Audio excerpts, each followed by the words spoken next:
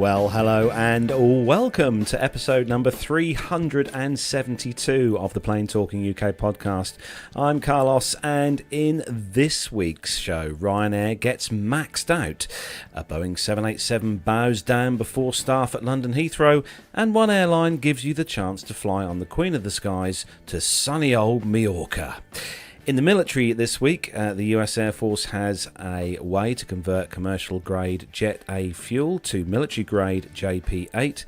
Numerous aircraft land in Morocco for an exercise, and the US Marines explain that they may have shaken California awake, and we get a quick UK Warbird update.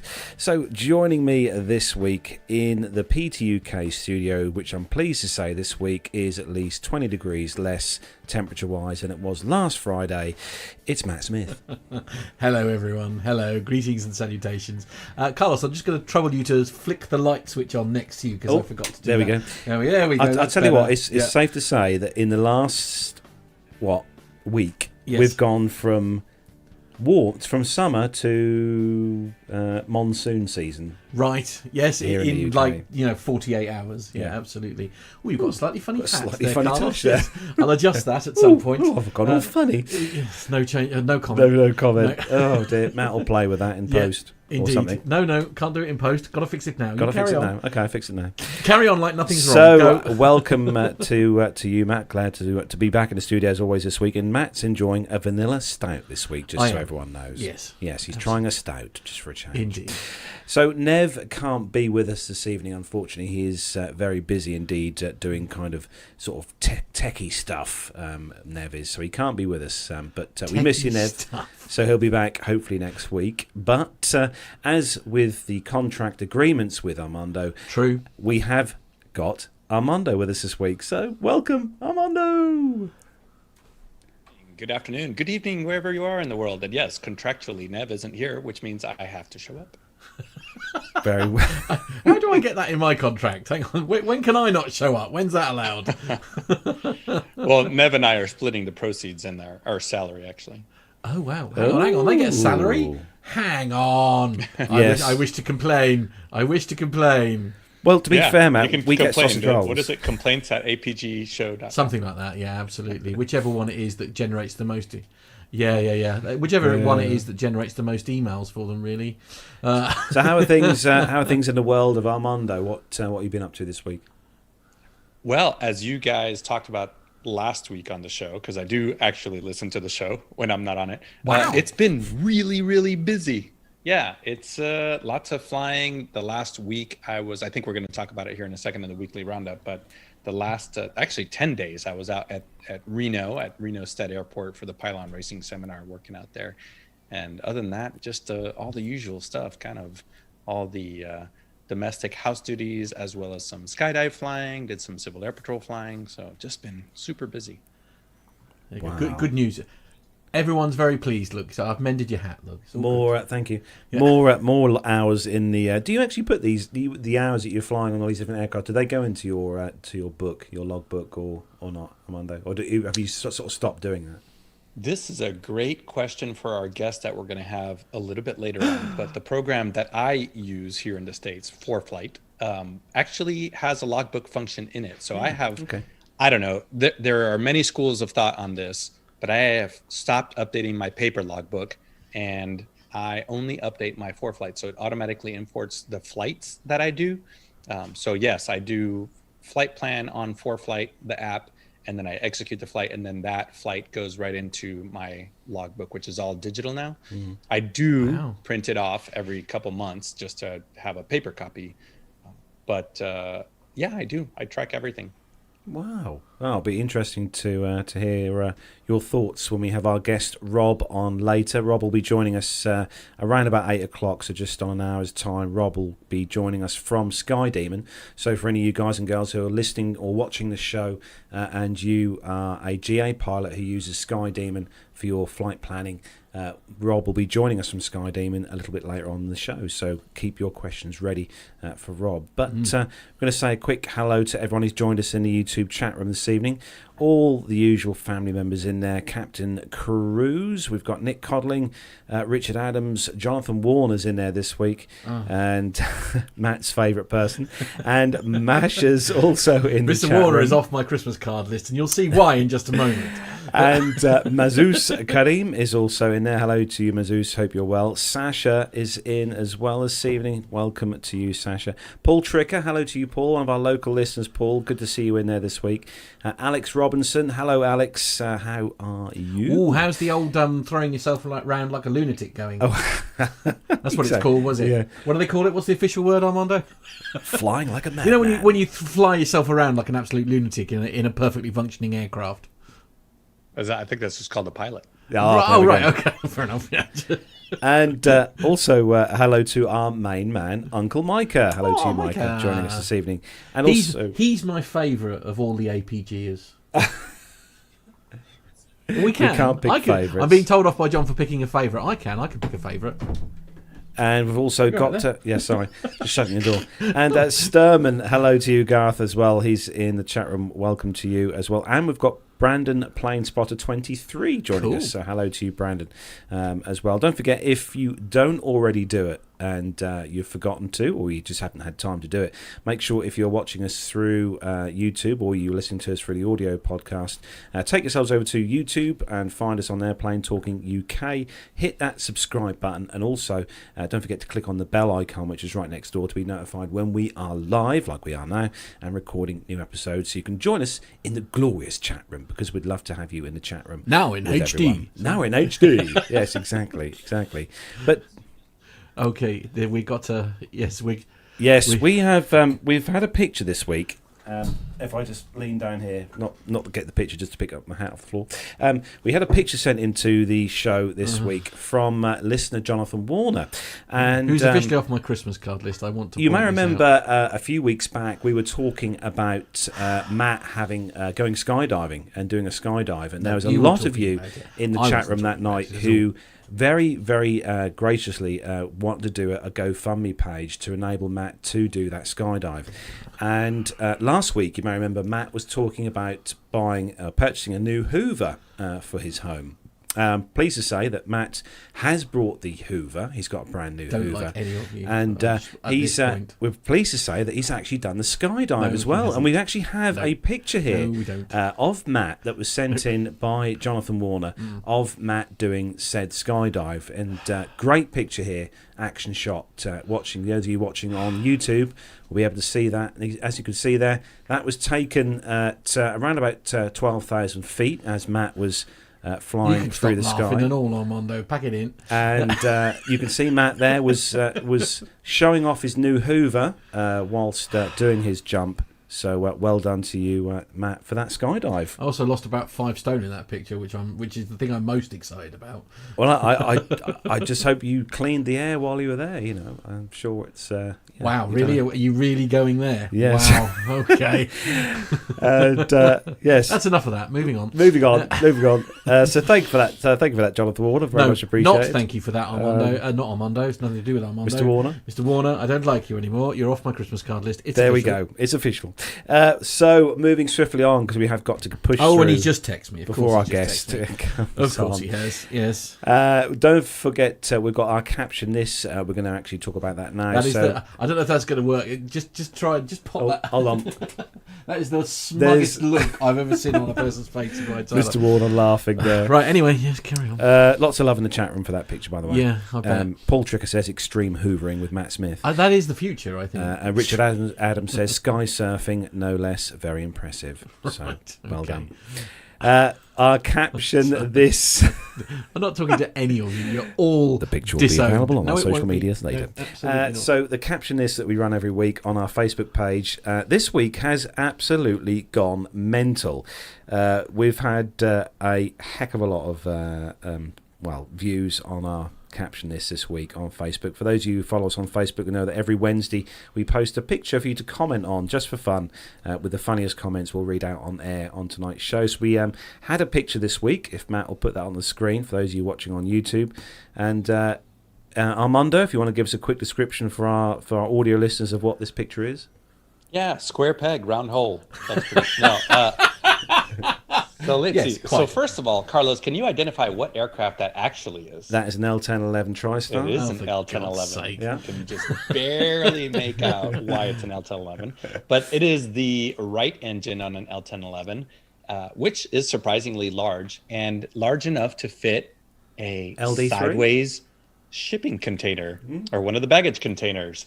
Oh, it's a bag. I thought it was like the food trolley or something. Yeah, I'm sure that I'm pretty sure it's an LD3. I'll probably get someone saying in chat, but they're the ones that they can slide literally in through the door and then push along the interior of the body of the aircraft. Yeah, exactly. So it's about the same diameter as the engine inlet. The and RB211 it seems to have been, RB211. There you go. And it seems to have wedged itself pretty good in there. So I don't know, Carlos, you want to take the first one? Yep. So the first one came in from John.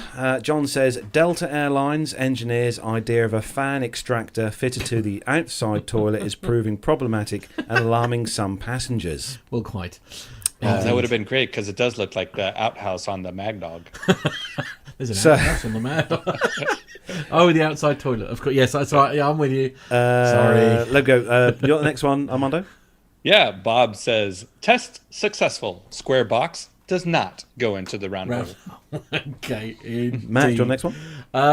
Yeah, okay. Yeah, it's fine. Neil says the new Delta variant may cause problems with swallowing. Right. Had to get a COVID one now. That's kind of topical, isn't it? I'm very good. Yes, very David says, how else do you expect me to peel the potatoes? Oh, I see with the blade. Right, yeah, yes. Okay, yes, sorry. Yeah. Yes, very good. See, lovely. James says, you said, check the engine feed. I couldn't find any, so I was trying to establish what it would like to eat. Not one of those, I suspect, but yeah. Kevin says the baggage handlers had just enough of Captain Jeff revving the engines whilst he showed off to the new air hostesses. Okay. Margaret has suggested that it was an Amazon delivery. It probably was. Actually, thrown over the fence. Yeah, absolutely. Oh, I like this one. Matt said the baggage handlers look forward to the last Friday of the month, where they deal with the unclaimed luggage. That's one way to get rid of it. Well, that is true. Peter says the dangers of Delta P. Right, yes, we're in the old pandemic zone again, aren't we? John's been in touch to say Delta Airways are reviewing their engineering aptitude tests after their latest intake of apprentices fail the shape and sort test. Not good.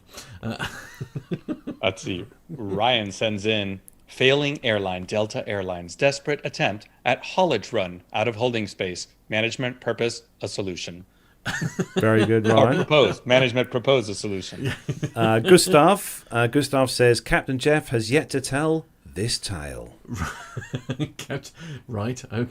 Like I say, should it be Captain Nick? He tends to have the tales, doesn't he? Glenn says, I didn't see that on my walk round, says flight engineer Jeff, later Captain Jeff with Acme. Very good, very good. Mark says, Delta really suck. Okay. Seems a bit like seems a bit direct. Let's see. Jake says Acme heard a Delta wing is faster, so they employed the UK track and trace creators to make them a Delta engine. Okay, I like that. That's my favourite. I think that's my favourite. Kate puts it straight into the point. Somebody's going to get fired. Right. Yes, probably. Yes, absolutely. And finally, some guy by the name of Neville says there's FOD and there's FOD. Capital letters, FOD. There's FOD and then there's FOD. FOD. Yeah, absolutely. There we go. We've got some coming in from the chat room now. So we've got one from Richard Adams says you were only supposed to chuck a... blinking blinking a blooming lucky. coin in. Right, okay. Fair enough, yes. Graham Haley said, did I just hear Matt correctly name a jet engine? No, you didn't. It was a different Matt. That was. Did I? What did I do? Did I? I did actually say RB211, but yeah, they might. Yeah, I think they thought that was you. It wasn't me. He said RB211. It weren't me. But we'll say it was you, Matt. No, we'll say it was you. That's not true.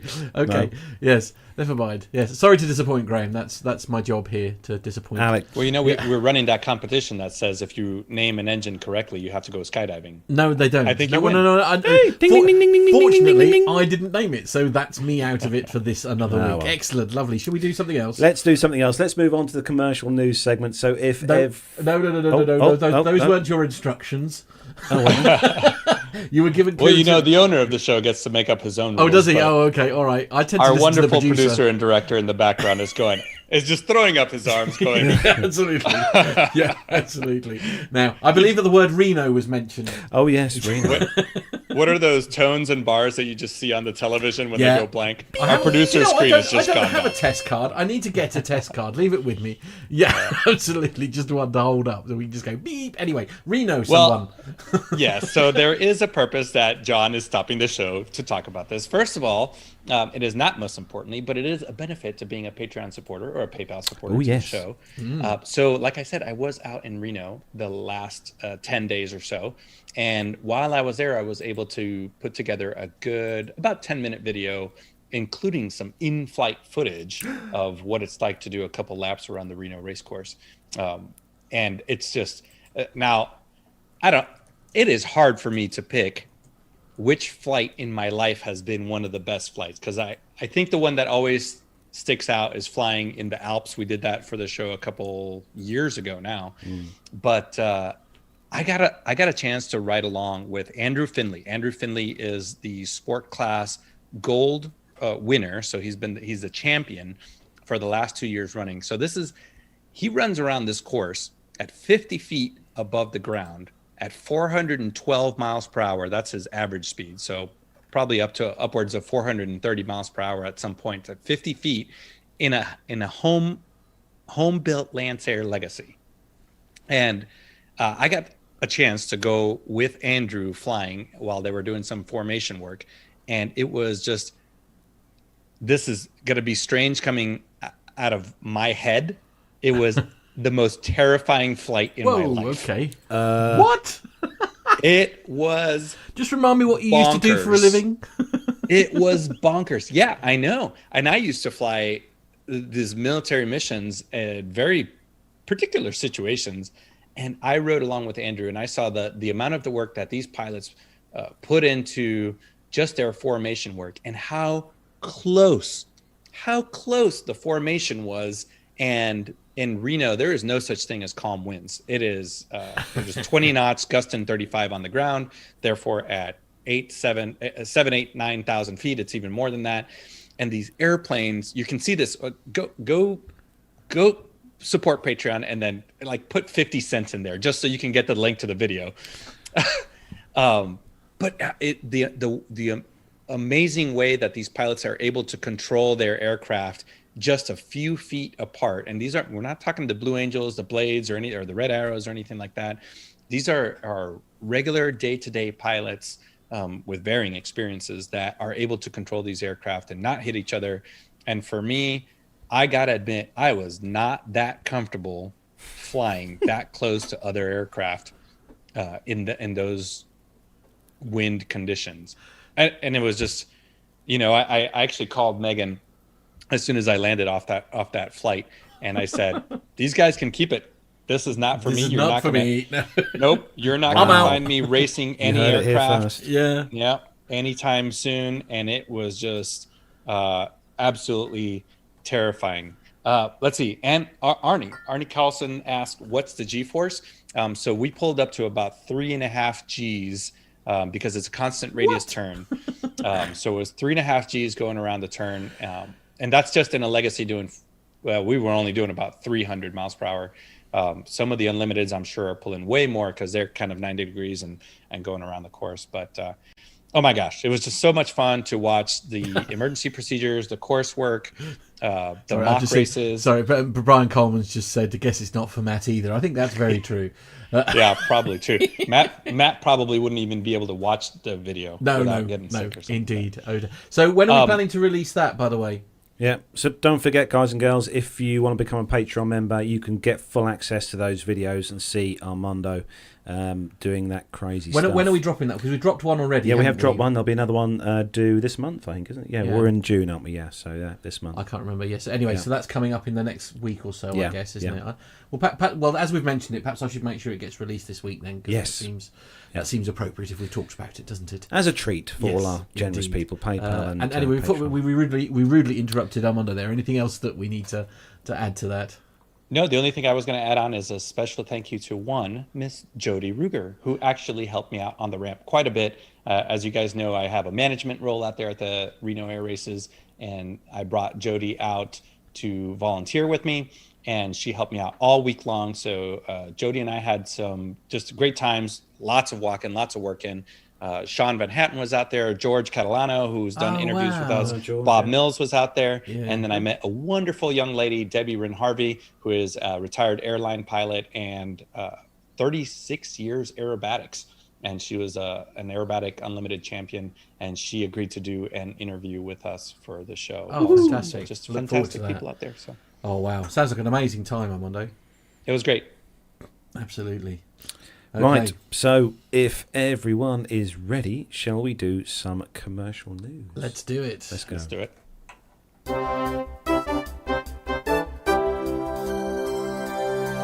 Is it Horsham?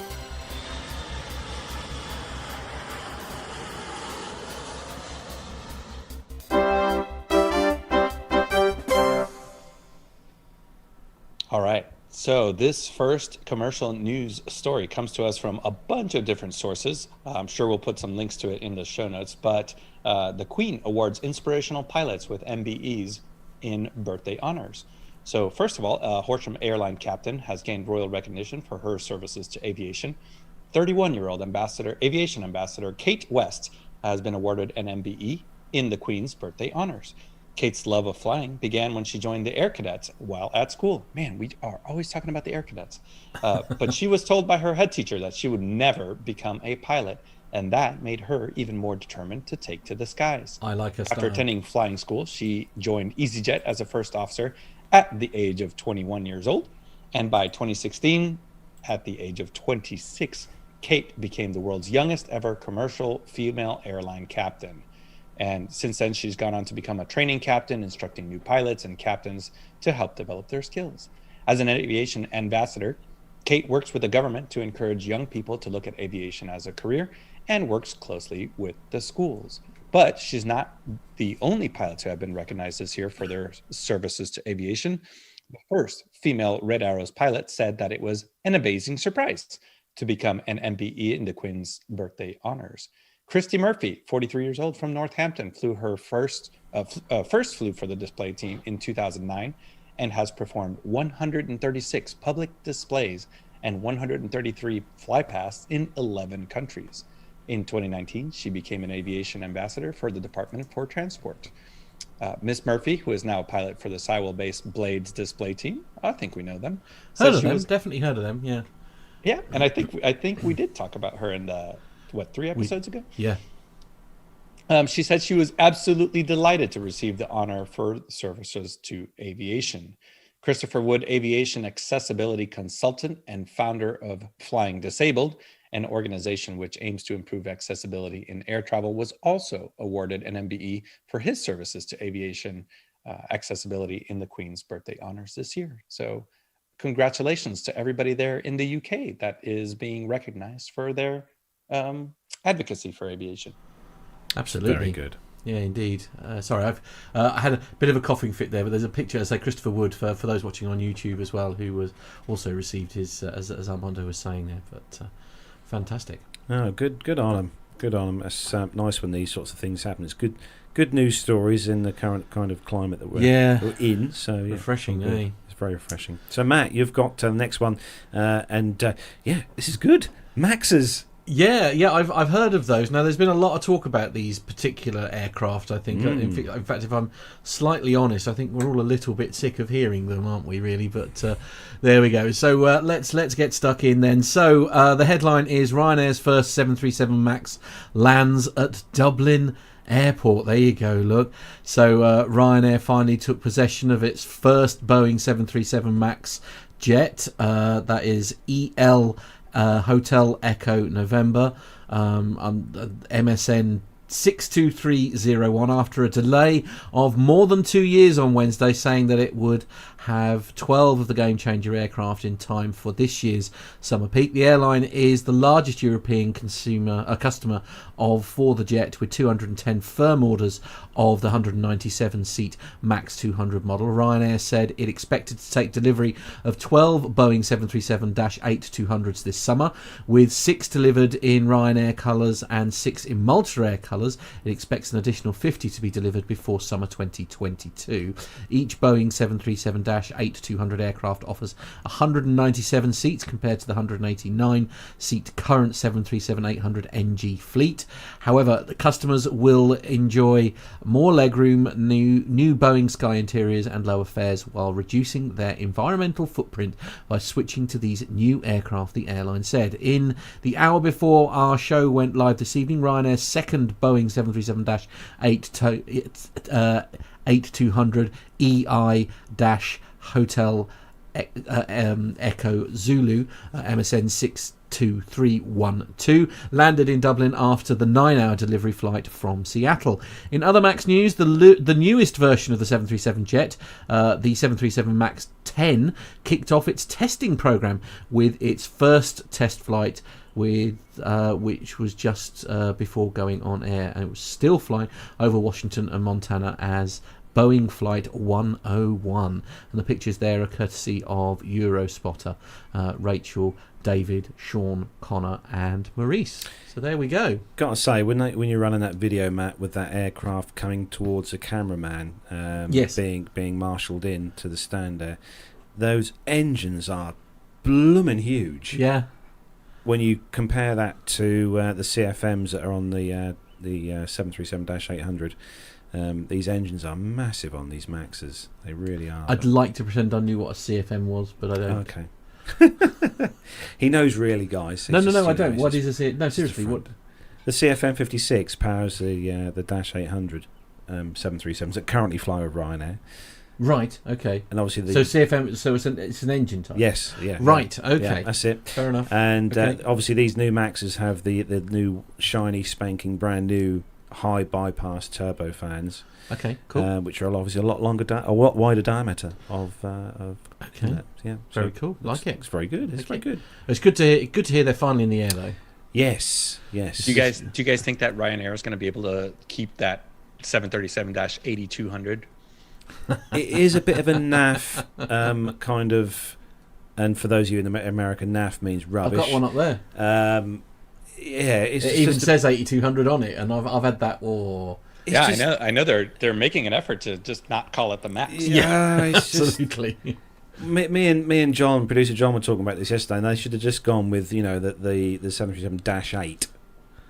Left it at that. Okay. There might be a reason why they didn't do that. No.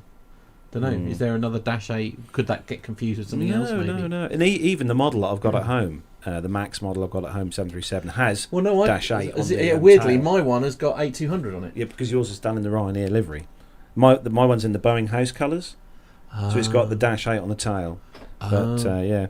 Okay, I'm going as if I know what he's talking about. Email your thoughts in, guys and girls. If you're listening to the show, email your thoughts in on what you think of that kind of designation as a designation for 737-8200. I guess the reason behind it though is just thinking because there are some people who are going to go, I ain't getting on one of them.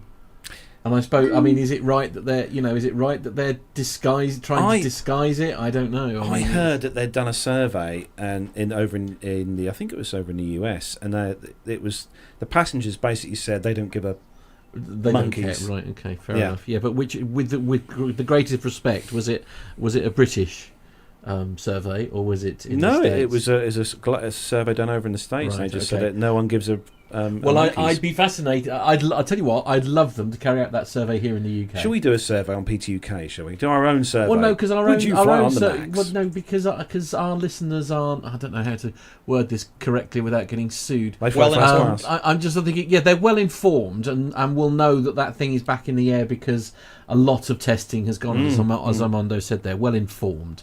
I think so that's not a fair comparison. I mean, it would probably be the figures that the airline want you to put out, certainly. But anyway, enough of this. So next story is coming from Flight Global and also some bits from Twitter as well.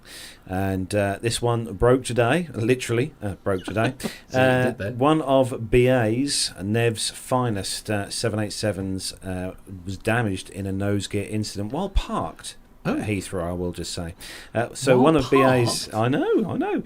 One of BA's 787-8s appears to have suffered a nose gear retraction or collapse at London Heathrow. The images purportedly from the scene circulating on social media show the aircraft registration Golf Zulu Bravo Juliet Bravo with its forward fuselage in contact with the ground. They also show a mobile passenger staircase still elevated to the normal second left-hand passenger door, which is still elevated, suggesting it had been in place when the incident happened, possibly damaging the door as well, which appears to also be missing. BA said the aircraft was operating as a freighter with no passengers on board, adding that it sustained damage on the 18th of June while stationary on its stand. Safety, they said, as always, is their highest priority, and they are investigating the matter, BA said. Preliminary evidence indicates the jet had been parked at the airport on stand 583, just in case you want to look that one up, since arriving from Moscow Domodedovo Airport on June the 16th. BA took delivery of said aircraft back in 2013. What do you reckon then, Armando? Someone flicked the switch? Yeah, what an odd thing to happen. You know, you would think that there are so many safety systems, the most basic of which being some kind of weight on wheel switch.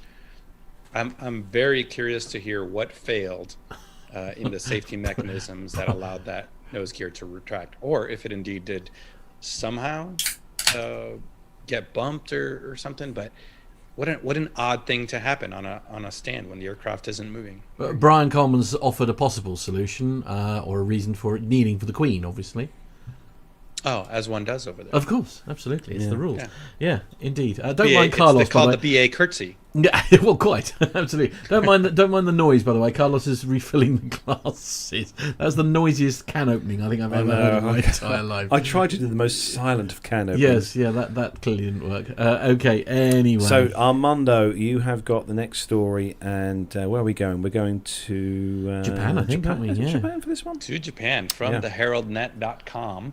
A solo pilot in a single-engine airplane touched down Friday afternoon at Harvey Field in Snohomish, Washington. Man, that's why you guys gave me this, because you can't pronounce Snohomish. Pretty much, yeah. No, I think it's probably more likely that producer John gave you those stories because they won't get butchered by you. Oh, that's why I give you guys military stories, though. Yeah. Oh, Snow joke. Rats.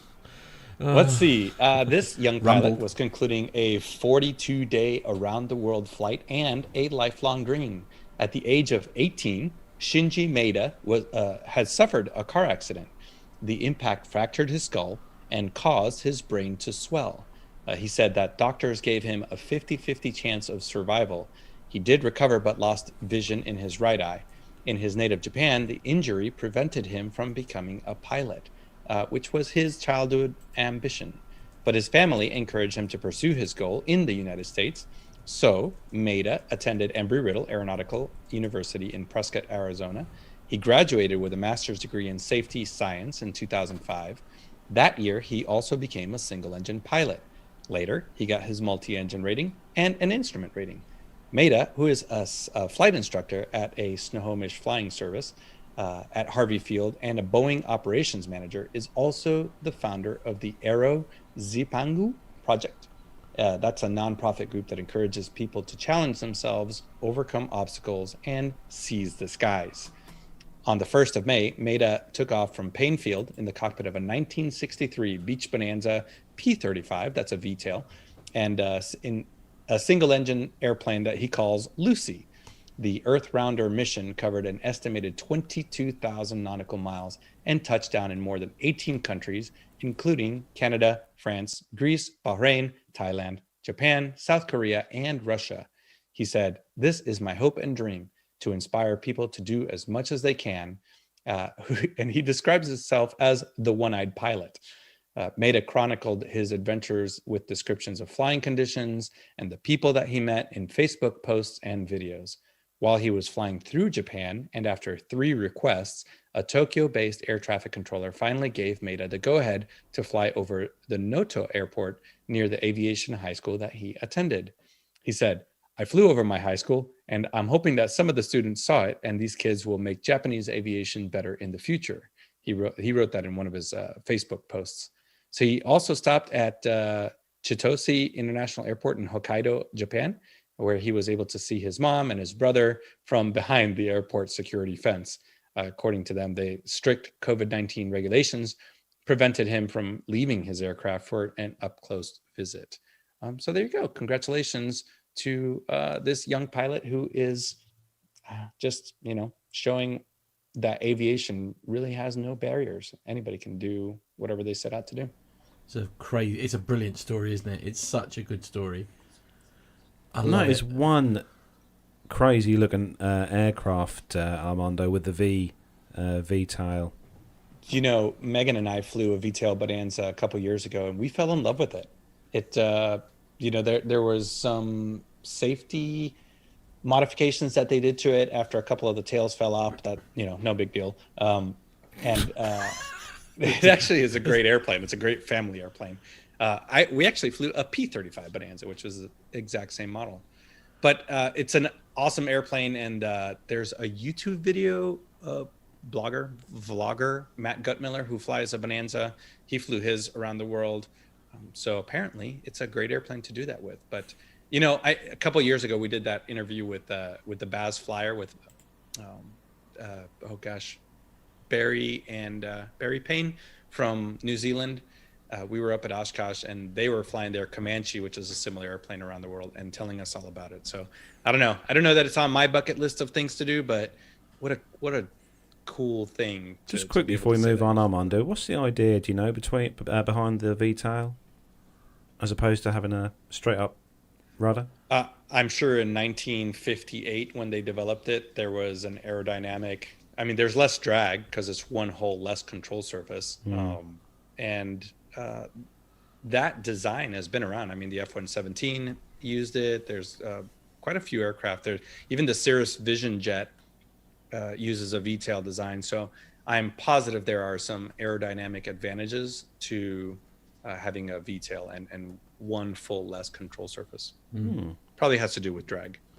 Yeah, no, fair point. So moving on to the next story, Matt. And this story is just like one of those ones I just think, God, Brian, really? Oh, really? Okay, yeah. So Cathay working with Airbus on single pilot system for long haul. Okay, so Cathay Pacific is working with Airbus to introduce reduced crew long haul flights with a sole pilot in the cockpit, much of the time, industry sources told Reuters.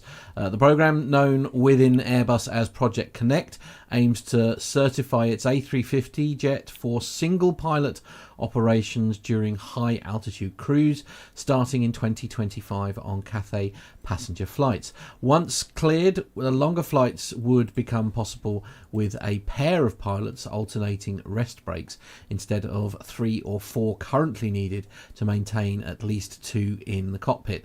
That promises savings for airlines, but it's likely to encounter resistance from pilots already hit by mass layoffs and safety concerns about aircraft automation. Airbus has designed an A350 pilot upgrade and flight warning system changes to help a lone pilot manage failures. Sources close to the project said for the solo pilot, use of a specially designed unisex toilet would be possible during the shift in coordination with air traffic control.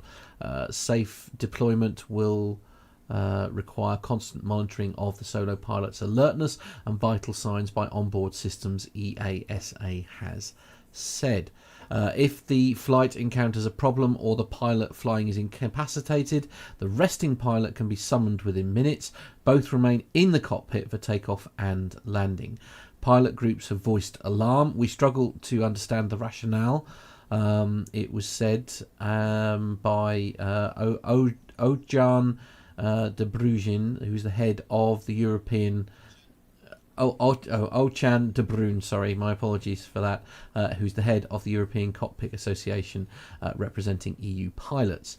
Single pilot operations, currently limited to planes with up to 9 passengers, would need backing from UN aviation body ICAO and countries whose airspace they cross. China's support is key to any Cathay Pacific deployment.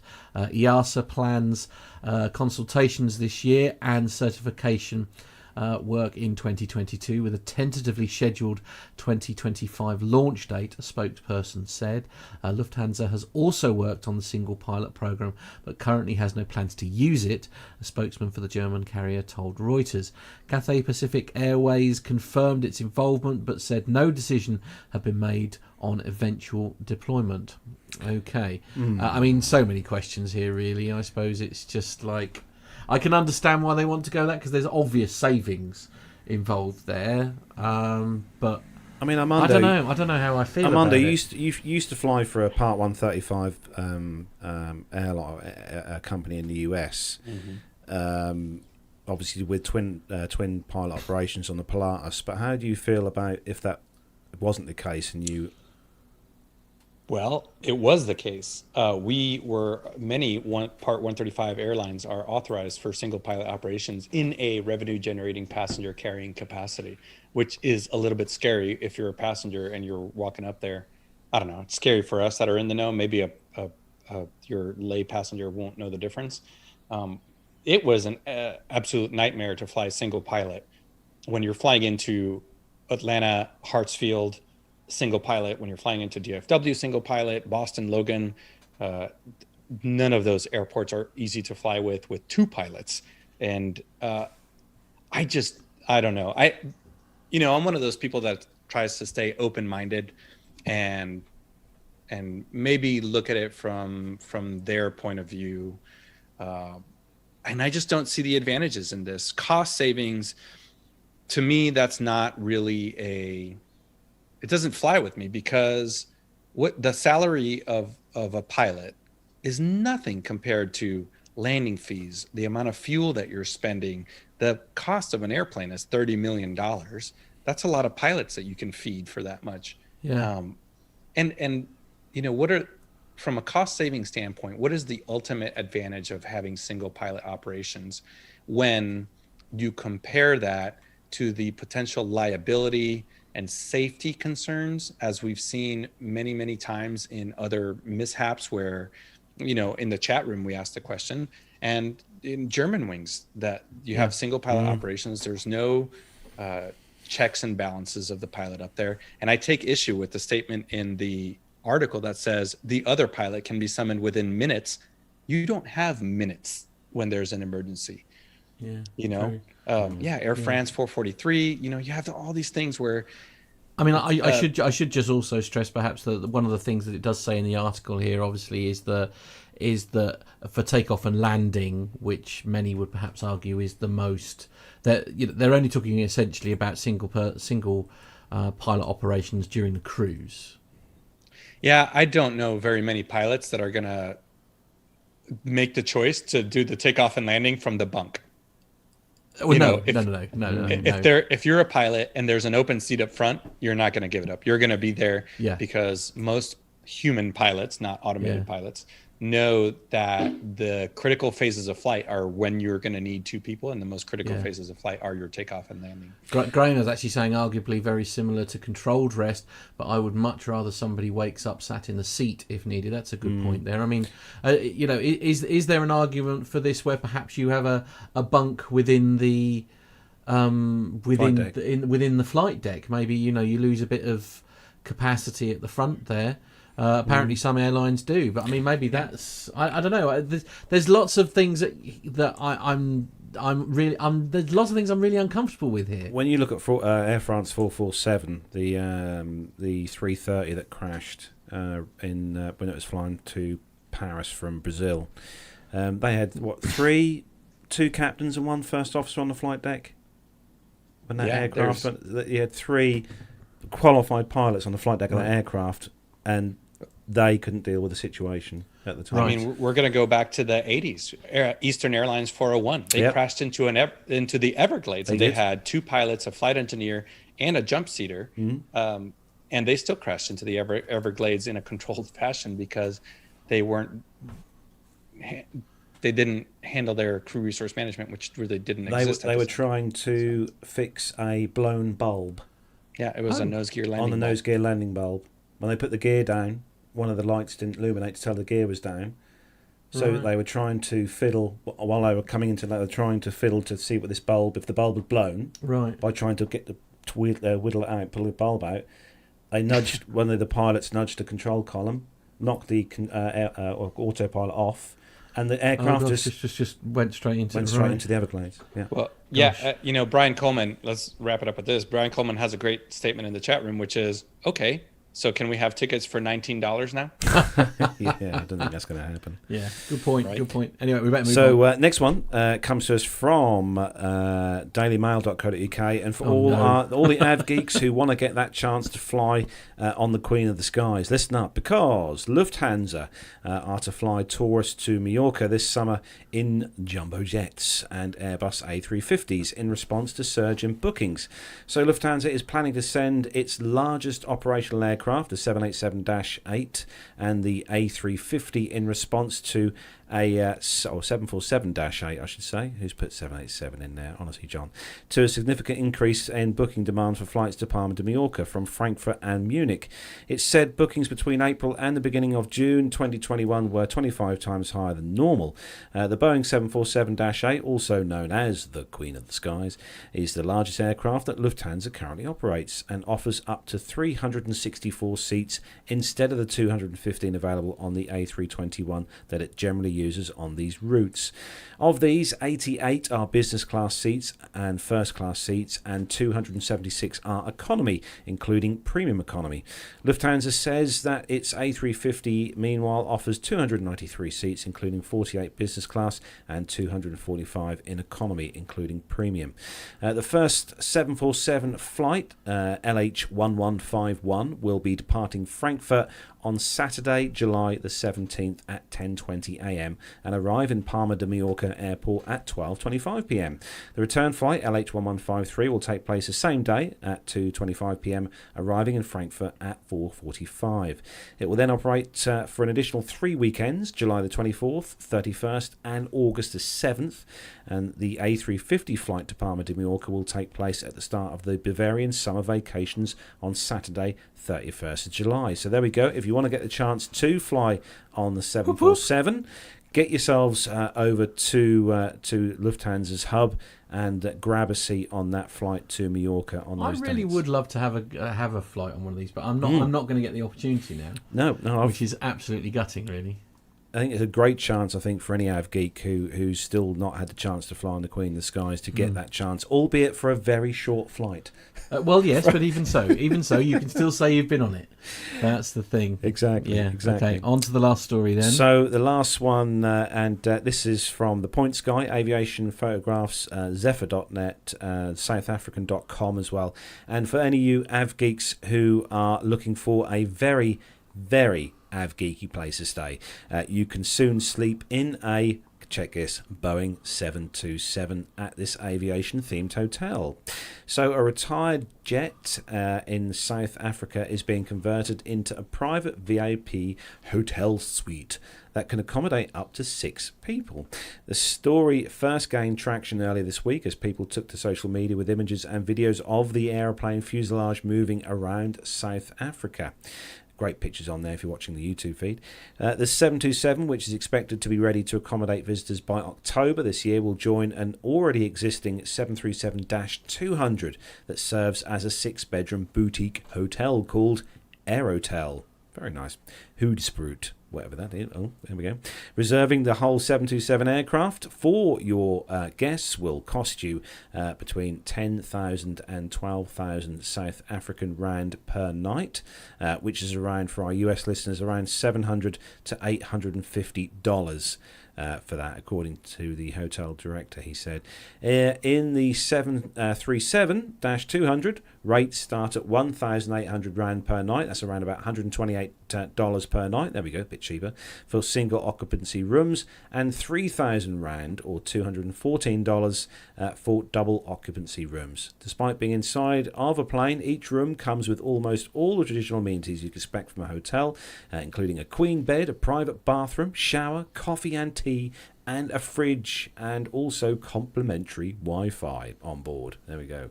The hotel's new 727 was seen transporting through a road from Johannesburg Tomla International Airport to its new home in Hoedsprout, South Africa on June 11th. Moving the plane was a logistical challenge. It took 5 days to transport the 727 fuselage to its new location.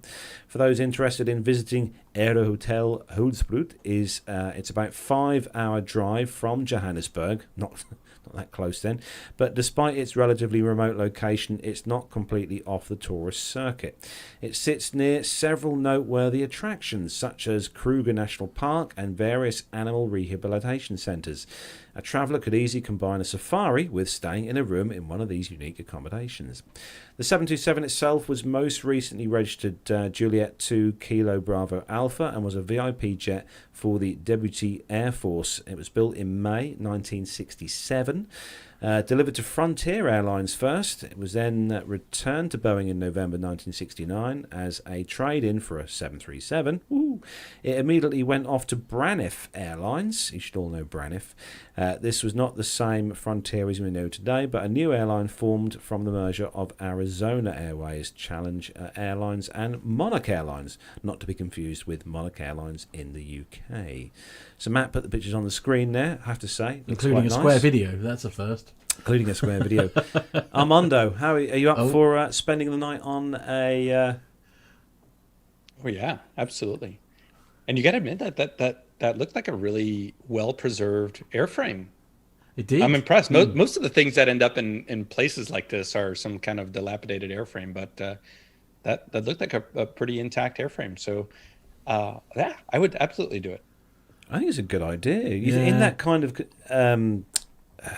atmospheric conditions, in that kind of dry, because it's obviously dry and kind of, sort of the aircraft is probably going to last quite a while. Well, I would have thought so. Yeah, absolutely. Yeah. Yeah, it's a good idea. Well, we should do that in the UK. Why don't we have hotels made out of aircraft here in the UK? We don't have the space. I suppose. We don't have vast land to just sort of do so. The trouble is something like that, you've got to put a lot around it, haven't you? So you've got that as the main function, but you've got to have lots of other buildings around it, if you like, to generate a thing. And I suppose with the best will in the world, it takes up an awful lot of space, and you don't get that many rooms out of it. And you got to get it there. Your roads are... I can't imagine how many British roads you could just drive a 727 down. Carries a good point. So we're going to move on then with the next part of the show. That brings the commercial news to a close this week. Hope you all enjoyed that. So coming up next then, we've got the next instalment from the Plane Truths, where this week Captain Al and Matt are talking about weather delays, slots and turtles.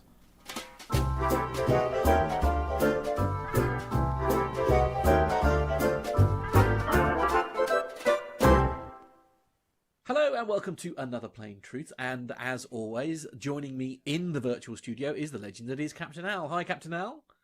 Very good evening, Matt. Now, we've had a question come in via our YouTube channel, and this is from HM. Loving these as ever. I have a question. I've been waiting for pushback on a couple of occasions, but delayed due to weather.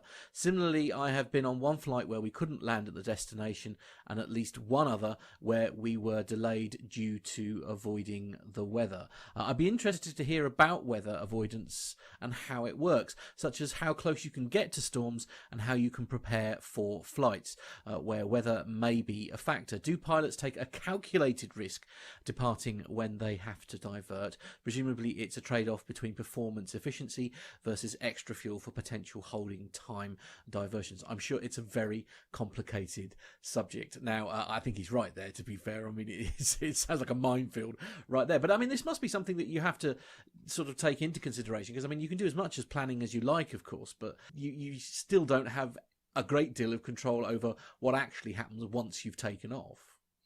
Indeed. So there are a couple of elements here. So we'll start the exercise off with the fact that when the crew report, wherever they're choosing to report for their flight, they will look at the weather forecast for where they're starting out, where they're going, where they might end up going if that destination airport has some weather issues, so in other words, the alternate, and indeed the weather en route.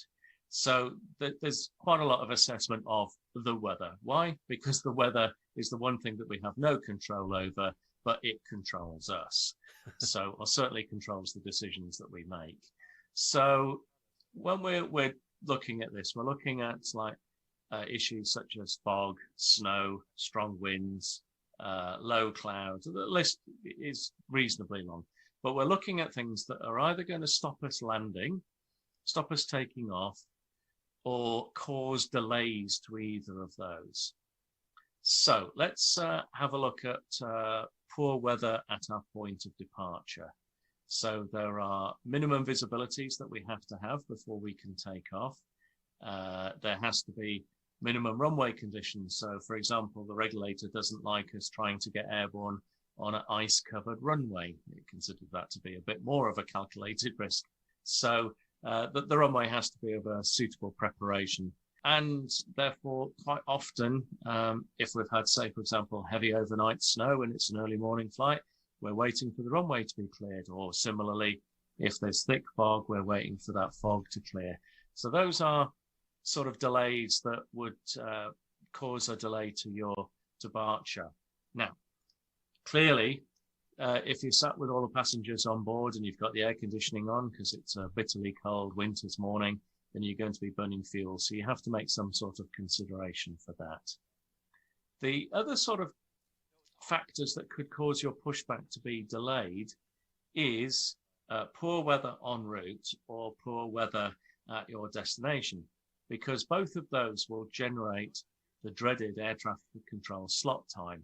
So these will restrict when you're able to get airborne, because what we don't want is everybody to get airborne, arrive at this destination that's fog bound, and no one is able to land and everybody's holding. So it's far better to stop people taking off for that destination in the first instance, rather than having, everything, log jammed along the way there. So that will generate a air traffic control slot for sure. So that's going to delay your pushback as well.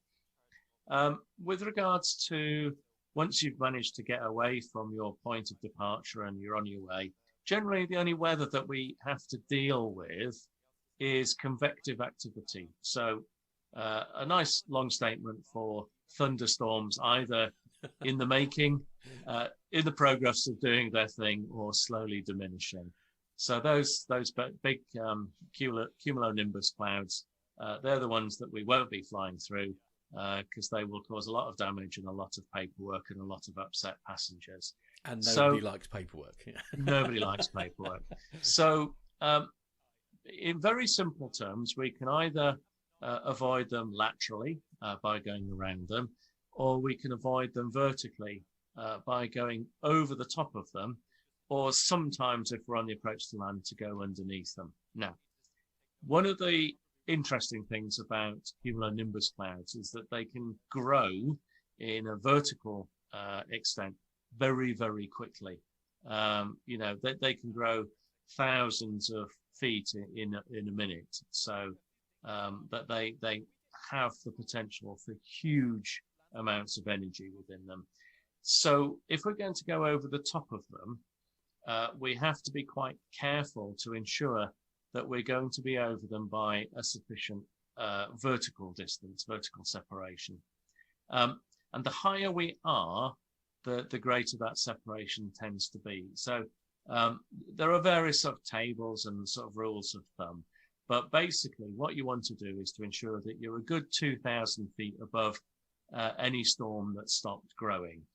Now, that can, especially at night, be quite spectacular to view even as a passenger, because 2,000 feet, when you've got lightning going off underneath you, looks as if it's very, very close. And indeed, it can certainly light up the sky. Equally, if you're avoiding weather and say you're 10, 15, 20 miles away from it, at night, those big thunderstorm clouds that may be higher than you look an awful lot closer, because the lightning just, it's the only light in the sky. And we quite often have passengers saying, oh, we're really, really close to those storms. And you go, well, 20 miles isn't that close. Sometimes you have to get a little bit closer if you're trying to work your way through gaps within thunderstorms. So quite often you'll have a squall line, a line of thunderstorms. I have in the past had to sort of deviate by 150, 200 miles away from a squall line to get around it. There was just no way of getting through it. Places where you can quite often see those are over the Balkans here in Europe. You get the air coming down off the mountains, meeting the warm Mediterranean. It's just the perfect mix, and you get, your afternoon thunderstorms. And it literally can be hundreds of thunderstorms all happening at the same time. So it can be quite spectacular. Generally speaking, they're not difficult to get over the top of, because they tend to sort of top out at around about 30 to 33,000 feet. You can get over the top of them, but not always. So that's predominantly the only thing that you're avoiding en route. And then you've got the challenges of your destination. So factors that can cause issue are wind, poor visibility in the form of fog or dust or sand, snow, obviously. And then, sort of other factors like a low cloud base, or indeed, that the runway has been invaded by turtles. And you may laugh at that. I'm sorry, what? But I have had to divert before now because an airport is closed because of turtles. Right. And it's happened where I've had to divert. It was Zakynthos, the island of Zonte in Greece. And sometimes at certain times of year, the turtles come ashore to lay their eggs. And if they come into the airport sort of surroundings, they close the airport and not disturb the turtles. Wow. I mean, presumably because of protected species and all that sort of thing, yeah. Yeah. Ordinarily, they try to restrict the hours of operation at Zonte, but it does happen. I've also had turtles on the runway at Daytona Beach in Florida. So, sometimes it is necessary to go into the holding pattern at the destination for a variety of reasons. And, if the turtles haven't left, or the fog hasn't cleared, or the dust hasn't gone away, and you may say dust, that's a bit odd, but down in the Canaries, you can get Sahara dust that comes up, and it's very, very difficult to see in a sandstorm. I can imagine. So you'll end up holding for a while, and then ultimately, if you feel that it's not going to work out, or you're reaching that point where you need to divert because you've used up your holding fuel, then that's where your alternate comes in, and off you go. And you'll go to the alternate. It may be a case that everybody gets off there, or it's a case of just refuel the aircraft because the fog or the turtles or whatever have left, and you'll go back to where you'd planned to go. Okay, so it's in an ideal world, you try and get back to the airport that people were expecting to be at. I mean, I remember from a rather snowy, it might even have been Beast from the East or something like that. I can't quite remember. And I was supposed to be arriving in Stansted, and I ended up in Manchester because it was the only airport that was able to take the aircraft, and Stansted was closed, and that was it. And I suppose the decisions like that you've got no control over until you're more or less in the vicinity, essentially. Well, with regards to sort of fog, a lot of it depends on local phenomena. So there are some places where the meteorologists are really, really good at being able to forecast when the fog is going to clear. And in other occasions, it's just almost as if the meteorologist has sort of licked his finger, put it in the air, and put a bit of a guess on it. So yeah, it's funny stuff, fog. Not our friend Dan, obviously. I mean, it's a very calculated, decision. Yeah, Obviously. I mean, let's be honest. These things are quite tricky, and similarly, as we know here in the UK, the ability to accurately predict where the snow is going to dump down on us. Yes, yeah. Some occasions you have a pretty good idea before you set off how it's going to be. The question was, do we take a calculated risk? Well, we don't take risks, but there are occasions where you may want to try to make something work if you can. So I'll give you a really good example. There are some airports that have quite restrictive opening hours because of things like noise and so forth. So if it's a case of that you're trying to get into that airport before it closes for the night, quite clearly that's going to be a consideration, especially if it's an island, because it's very difficult to get people to and from islands if you've taken them to the mainland or a different island. So, I'm thinking of the Canary Islands, the Greek islands, etc., or those are a little bit isolated. Gibraltar used to have restrictive opening hours. So you will try to plan such that if you can make it work, you will do. So the way that you would do that is maybe to carry some extra holding fuel so that you really have enough fuel there to make it work. So I used to do a flight which was an early morning flight to Rome Ciampino, and quite often they'll have early morning fog there. And because of the commercial costs of landing at Rome Fiumicino, which is admittedly very, very close, but a lot more expensive, the company preferred that we would take quite a reasonable amount of fuel and just wait for the fog to clear. Right. So now it's fair to say that the Italian meteorologists are probably not up to Dan's standards, so they tend to adopt more the lick the finger kind of approach. And we just held waiting for the fog to clear for just under 2 hours. My goodness. But which was longer than the flight to where we'd started from. But when we were able to get in, it just meant that then the passengers who were joining the flight were in the right airport and so forth. So the passengers that we had on board were all fine, because they'd made arrangements to be at that airport, be picked up, etc. And, I don't know how long it takes to get from Ciampino to Fiumicino. But quite clearly, if, in your case, if you were being picked up at Stansted, suddenly finding yourself in Gatwick and saying to your friends, can you come and pick me up in Gatwick? It's not great, is it? No, it's certainly not if you're in Manchester, which is what happened to me. We ended up with it was a National Express coach is the only way I could get back to my car, which was in the car park. Yes.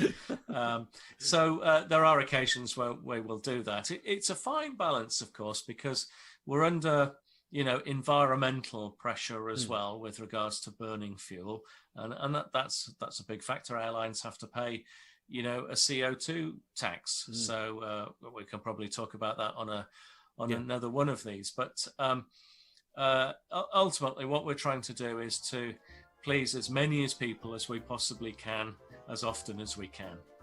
Indeed. Well, as always, a very complicated subject, eloquently explained. Captain Al, thank you. You're most welcome. It's one of those things that always kind of jumps up at the last minute when you're sometimes booking to go on holiday somewhere. Turtles? No, the weather. Oh, right, the weather, yes. Especially if you live in the UK here, where we've gone from having glorious sunshine and we nearly hit 30 degrees Celsius. We did, last week. Confirm, yes. And now it's like we're in the Amazon rainforest monsoon season. Wow, you're never happy, are you? No, I 1 minute it's lovely and glorious. The minute we can get out to Malta, the sooner the better. I would like to point out there are other places in the world that exist that are equally as nice. I know. So anyway, big thank you to Captain Al and to you as well, Matt, for putting that together. Yep. So well done. And is there more in the can for? So that's actually the end of the series for a little while. Okay. Yeah. So a little bit of a break for summer. Okay. And then a new series will be starting very soon. Brilliant, excellent. So series 3, I think, is it? Look forward to it. No, series 4. Apparently, I'm being told off in my ear already. Okay. Producer can't remember. That's good. Lovely. Happy days. So, as we said at the start of the show, we have got a special guest who has joined us. And for those of you who fly around the world, or fly around the UK and the world using flight planning apps, will probably have used SkyDemon at one point in time. I know I have, when I've flown GA before with Stuart, our good friend Stuart. And also it works, I'm pleased to say, works with X-Plane 11 as well, very well. And it gives me... the man is obsessed. I know. Honestly, if anybody gets to see his setup, it's the most ridiculous setup that he's built in his home. I still don't understand how you got that past the wife. I know. Yeah. Okay. So a big warm welcome onto the show from SkyDemon. It's Rob Hart. Hi. Hello, Rob. Hi, how are you doing? Yeah, pretty good, thanks. Just ticking over. Been at work today, and here to do this. It's going to be a lot of fun. Excellent. So, Rob, explain to us a bit about what you do at SkyDemon. My role is basically sales and marketing. But it's a very small company, so as you can imagine, I have a lot of different hats. Officially speaking, I'm in sales and marketing, but we do a little bit of everything. Everybody kind of chips in. We're all involved in the development process. It's a happy little team. There's 4 of us really, pretty much all of us working together. Super lean organisation. We're doing all kinds of things behind the scenes every day. So how did you get started with SkyDemon, Rob? Where was that move? Were you originally working in aviation, or did you just go from one complete different subject to another? Yeah, no, completely different. So I'm basically a jack of all trades, really. I've worked in all kinds of different departments in all kinds of different businesses, ranging from being a quality controller in a trifle factory to working in a timber yard. Hello, sorry, you have my attention. One of the only guys on the shop floor who's licensed to carry a spoon. Pretty cool. Wow. Yeah. That is a claim to fame, isn't it? Yeah, right. But those days are behind me, and basically the situation was that I had just finished a job, and friends of mine had just turned around to me and said, "Hey, Rob, I've been learning how to fly. Well, I've made this thing, and do you want to come and help see if we can get it off the ground?" No pun intended. We just weren't sure if it was going to turn into anything.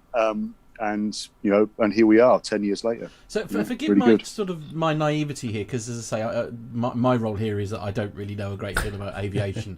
And Right. I've heard everybody say the word SkyDemon. It's been brought to my attention. But what is SkyDemon? What is it? What is it about? And what is its role?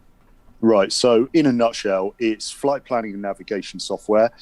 The whole point of it is that, as you know, pilots have to gather together information from all kinds of different sources. And, national aviation authorities, they've got a mandate to produce this data and to present it to pilots.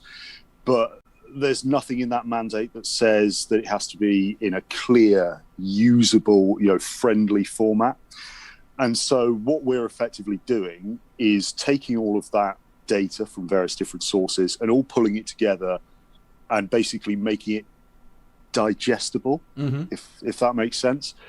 And that was how SkyDemon came to be born, really. The guy who made it, Tim, we're old school friends. He got his PPL, and the first thing he realized was that every flight that he was planning, even if it's just like a 30-minute flight, he was taking upwards of 2 hours to plan that out properly. And he was starting to see after a little bit of time that, there are some places where you start to cut corners, and you maybe, you might start to gloss over NOTAMs a little bit instead of reading them properly, or you might not do as thorough an alternative route plan, in case things go wrong. So he designed SkyDemon just for him to simplify his planning process. And then, he's using that down at the airfield on a little laptop, and guys peering over his shoulder and saying, "Oh, what's this? This is nice. Oh, can I have a go?" Yeah. And before long, after everybody at the airfield was using it, he, somebody said to him, "You really should put this on the market because it's pretty good." And it never never crossed his mind. He'd literally only made it for his own use. But here we are. I mean, sometimes that's the best thing, though, isn't it? That innovation often comes out of something that you think you need, as you say. Right. You come out to the end of it there, and you just think, and somebody else says to you, "You should sell that because I think that's really good." I mean, that is the thing, and that's the best development in the world, as far as I'm concerned. Is like, you've made something for your own use, if you like, to help you get through things. So it's collating things like the NOTAMs data and things like that as well, is it? So it all goes in together as a flight pan. I mean, that's the idea, but what kind of makes SkyDemon a little bit different, I think, is that a lot of these products that are out on the market right now are made by guys who were pilots first and software developers second. Okay. Yeah. And so Tim, actually, he got his PPL after he, run a couple of successful software businesses. We didn't have to get any investment. He literally, it was just something that he did because he had a bit of money and he had a bit of spare time and he could afford to do it. Yeah. It's kind of just grown up from that. And his speciality is in user interfaces. Oh wow, yeah. So it's like there's just stuff that he's learned over years. I mean, he's been writing code since we were in school. He made his first software product when he was 15. So he's got a really long history of that, even though we're kind of, I suppose, relatively young in the industry. Yeah. So he's really focused on simplicity and clarity and how the human interacts with their phone and how to get the information into their brain as fast as possible. So that's his whole deal. We'll have some questions from the chat room in a moment, but Alex Robinson's got a very quick comment that he said it's not a question, but he wanted to say that the new feature showing areas that have flyable weather is brilliant. Thanks. Yeah. Thank Rob, you. That's actually Thank you. that's actually a great thing. So how do you guys develop either new features? So here you are 10 years later. How do you guys take that feedback from either pilots or other organizations and incorporate it into either new releases or new features? Yeah, well, basically, our development process involves all of us getting together in the office. Actually, we used to take an evening out once a month and have a steak dinner together and then do the meeting in a restaurant. I'm already hooked. So. Yeah, it really some quite fun evenings as well as getting some work done. But basically, every day guys are coming to us and saying, I've got this idea, I've got this suggestion, I'm having this problem, don't think this is working right, whatever. And, everything goes in the list, everything goes in the pot.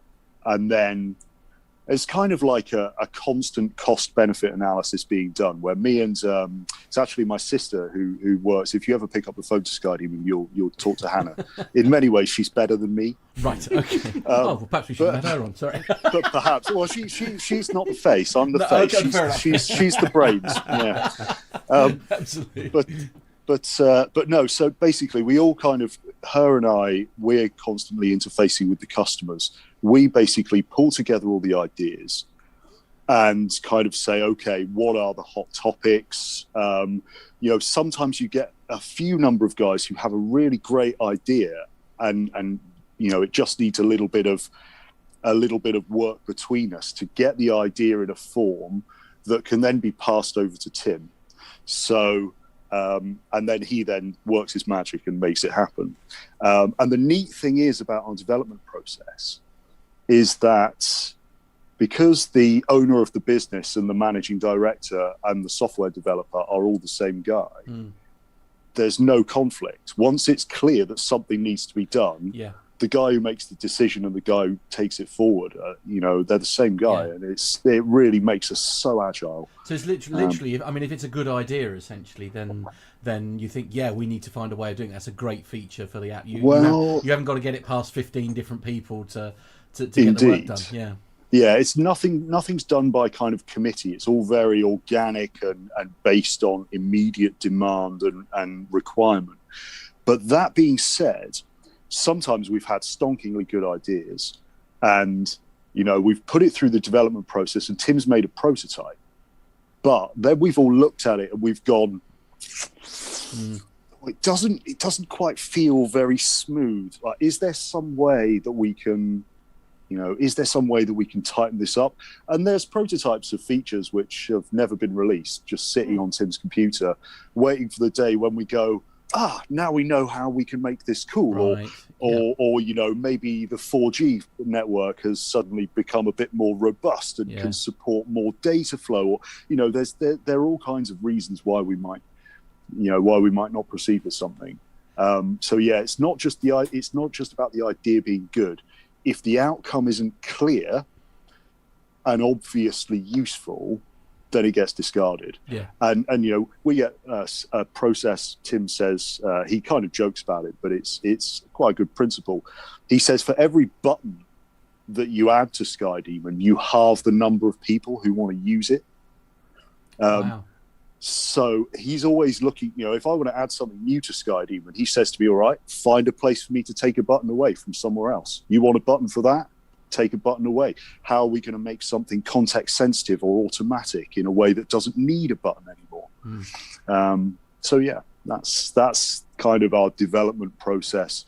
The main points of it anyway. It's obviously a bit more in depth than that, but broadly speaking, yeah. Armando.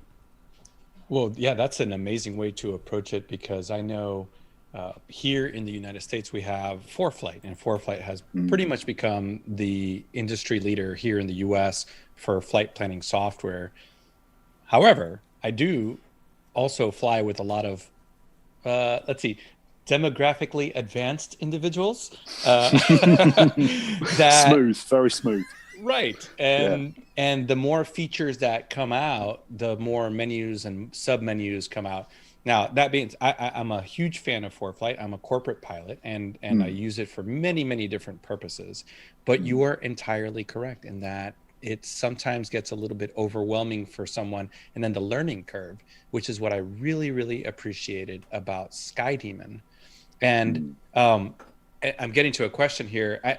So this is almost a personal thank you, because as an American pilot flying over in Europe, and I flew over there general aviation for about 6 years or so, the regulations are so incredibly different. And one of the first things that I was given was this laminated paper. I'm sorry. I'm sorry. And then I was flying in this general area where there's not a lot of controlled airspace, and I was essentially just told, stay away from anything here, which is basically London to Birmingham if you draw a line. Right. And they just said, with your American accent, please stay out of controlled airspace. And my only thing that I had to use was SkyDemon. And your product helped me quite literally, navigate the skies of the UK safely and legally because of that simple user interface, because I was already overwhelmed with the communications and regulations that were so different. So a personal thank you to you and Tim and the team for doing that, because that made it absolutely palatable. Now, that's what we're all about. That makes me really happy to hear. Every time I hear about a pilot being able to go further with more confidence, doesn't matter the context. I love it. See, now Armando's being terribly modest here, because Armando, while he was here in the UK, was actually based at Mildenhall. Right. And as I say, so from a military pilot to give you praise like that is praise indeed. Yeah. Oh well, no, I love it. It's all great to me. Like, Armando's just a pilot who found a use for SkyDemon to make his flying easier. That's exactly what my job is, and that's fulfillment for me. So great, cool, nice one, man. Thanks. Absolutely, and that kind of leads to one question, right? Since the majority of our listenership for PT UK is actually in the United States. So people here are familiar with ForeFlight. What are some of the fundamental differences between SkyDemon and ForeFlight? Well, I mean, at the end of the day, we're all kind of doing the same thing, right? it's to some extent it's about the feel of it, you know, the feel of a product. The two things kind of feel a little bit different in the way that you use them, but I think it's more to do with the markets that each product relatively serves. I mean, you know, we do have American data. The FAA are great when it comes to data. We just get it free. So we've always had an American chart, even though I've never done any official sales in America, just because it's so trivially easy to just drop the data into SkyDemon. But the reality is that aviation over there is so different. You know, we could probably talk for hours on the differences of it, but we have mainly focused with SkyDemon in looking at how fragmented European aviation is. Because like you mentioned just now, you've got these different regulations. They're so wild, you don't really, it takes a little while to get used to what's going on. And it's the same for a UK pilot flying in France. And then he flies into Germany and then Poland. And there was so much fragmentation.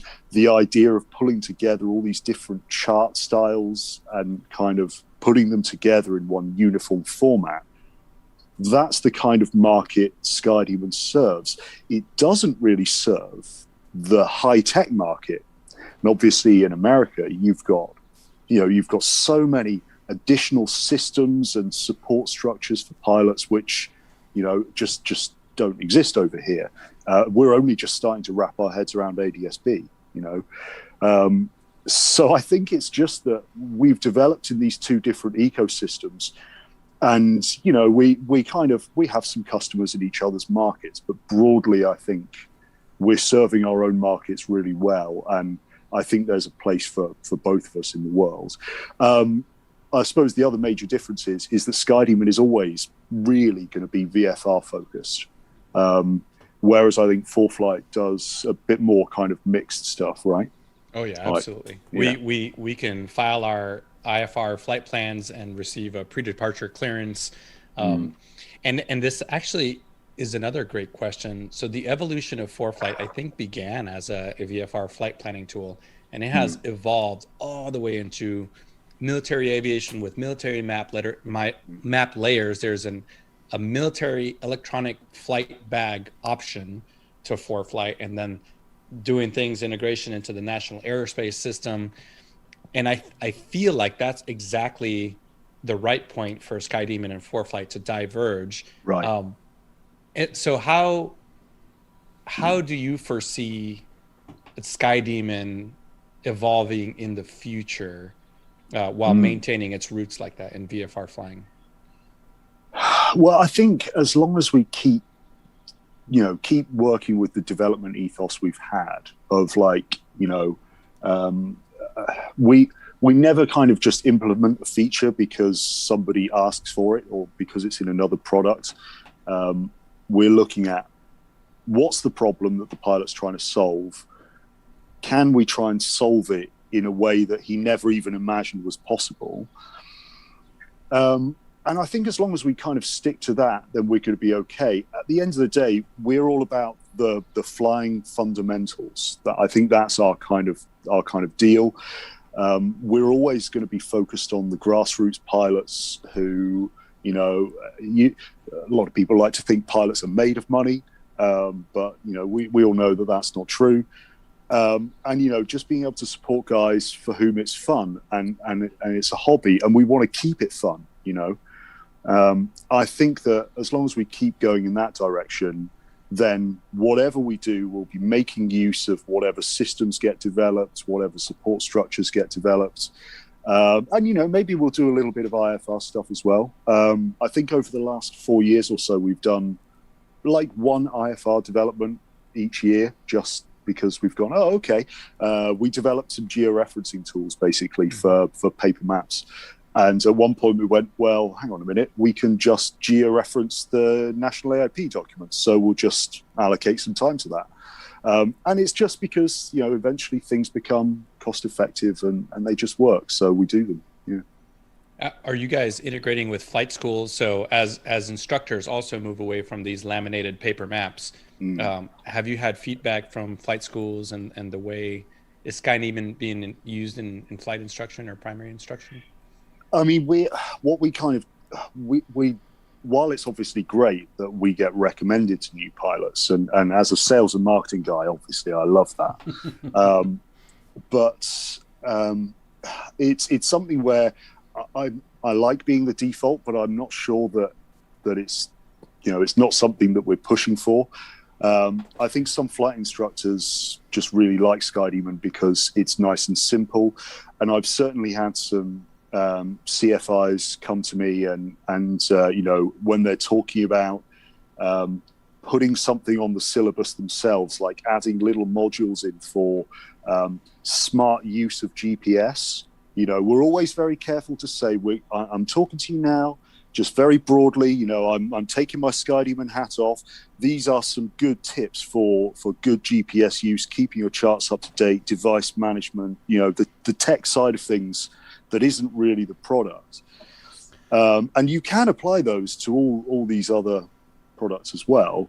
But I think that ultimately, you know, once they kind of see that we know what we're talking about, they'll tend to lean towards us anyway. So do you think, you know, some of that actually is in the schools, you know, when you're talking like ground schools and things where they're learning their craft, if you like, is it perhaps one of those where it's important that they learn, you know, the manual way of doing it, perhaps as a way of sort of, because those skills are obviously going to be very useful to people using SkyDemon as well, presumably, because it's that sort of crossover, isn't it? It's I don't know, is there an argument there that perhaps, you know, learning the grassroots of aviation and flying is actually as important as having access to apps, perhaps? Well, I think that's, yeah, I mean, that's an ongoing debate. And I think that there's definitely value in doing, making sure that the fundamental paper methods are at least understood. Yeah.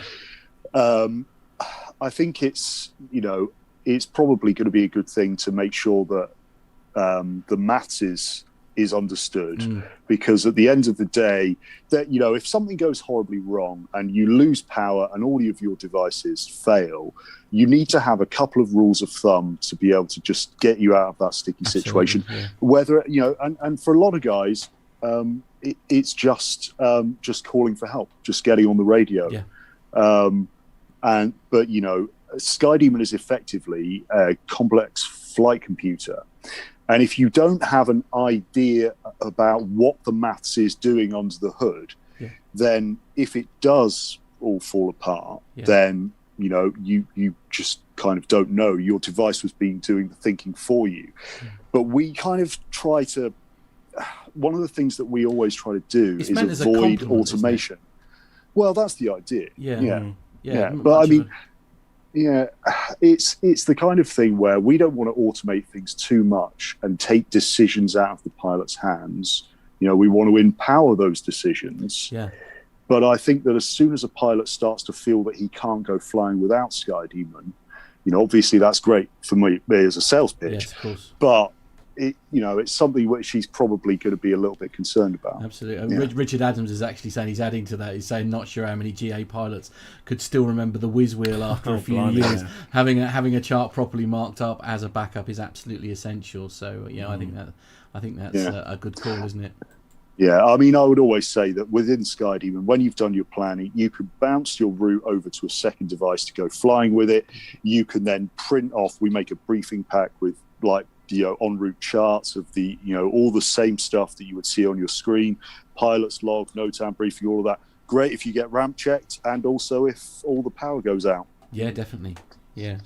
Those are exactly all the features that I would use, because I was, as a military aviator, I was used to having a knee board format, but there was no need to have a full-on marked up map with time hacks and all these things, because I had SkyDemon on my iPad with and then on my phone that still had good enough GPS signal. If my iPad and GPS failed, I still had SkyDemon on my phone with an internal GPS, and on top of that, I had printed out all the SkyDemon products. Perfect. With that redundancy. Yeah, it was more Perfect. than enough. Anyone would have thought he's ex-military. I do have prepared, one quick question before we move on to Carlos's dream world of flight simulators. Oh, right. Yeah. Okay. And I suppose you could make this a short answer by not answering it. But has SkyDemon had to overcome any regulatory authority challenges, such as, you must have a paper map? Well, how do you change that mindset that you can have, a copy of SkyDemon or 2 copies of SkyDemon, or any other regulatory challenges? Yeah, I mean, that was always a big challenge in the opening days. When you turn around to a guy and you say, I know that you've been using the CAA chart for your entire flying career, but just for a moment, let's take a look at this. For some guys, just the difference in style and the habits that they've built up over years meant that they couldn't come near SkyDemon, just because it was actually more complex for them to relearn. So that was a kind of challenge. And in some countries in Europe, in the early days, there was a legal requirement to have that particular country's ICAO chart available to them, when they fly. But I think, pilots, will sometimes, maybe bend the rules a little bit. And if they're only going and flying Austria once a year, do they really need to be buying that chart? I've got it here on this SkyDemon thing. I can just press a button and download it. So that's good enough. I'll probably just go with that. And so that's kind of how it's been going on for a little bit. And then, of course, EASA, I think it was 2016, they pushed out their new regulation or regulatory change, which was basically revising for non-commercial operations what the pilot needs. And now that's a level playing field in Europe. It's just basically the pilot must decide, the pilot must recognize that he's got up-to-date briefing information for the entire duration of his flight, and it will be available to him for the entire duration of his flight. It doesn't make any mention of formats. It doesn't make any mention of paper. Simple, clean, nice for the open market, really good. So I would say it's not so much that we've had hurdles, it's that hurdles have been getting out of our way. As various organizations and authorities have seen, we've helped pilots to read their NOTAMs. That's something which the regulator was having trouble with, for a while, this idea that, well, we're putting this information out, why aren't they reading it? Yeah. And all it takes is, drawing them on the map, pulling them on in a nice, clear, legible format. Yeah. And I think that, I'm not a pilot, and I've only seen like the NOTAMs list like a couple of times when we've been at air shows and stuff.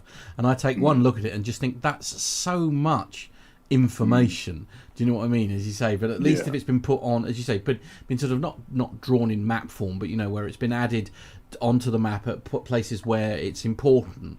The ones that matter jump out at you better. Indeed. Yeah, completely so. Okay, that's what it's all about. I'm dreading this bit now. So we're now moving on to the wacky world of Carlos. Right, here we go. Here we go. Yeah, get comfortable, everyone. This could be quite a session. Honestly, excuse me. Honestly, boys, come on. No, Rob. Honestly, one of the best features, I think, for me, because I don't get the chance to fly much now, GA, because it's just not been too great the last sort of 12 months. But anyway, no. Has there been something going on there? Yeah, there has. Yeah. Has there? Okay. But I have built a small little sim setup at home,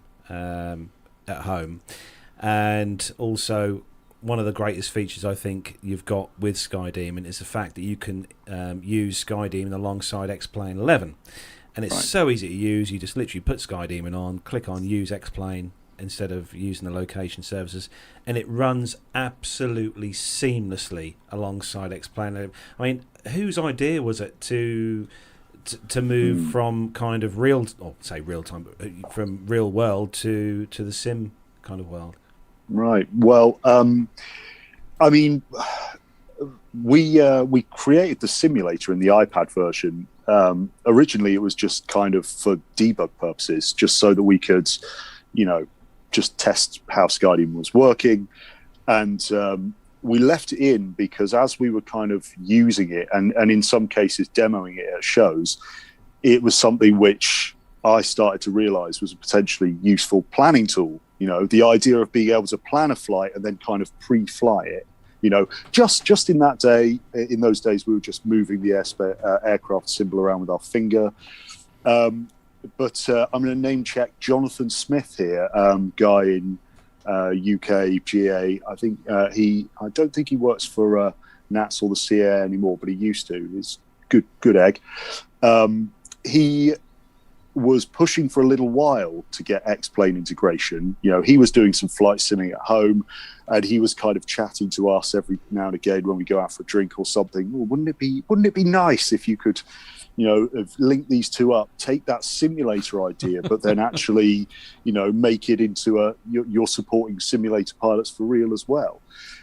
It did take a bit of convincing because I think Tim, when he was originally kind of listening to this idea, he was like, do I want to dedicate development resources to this?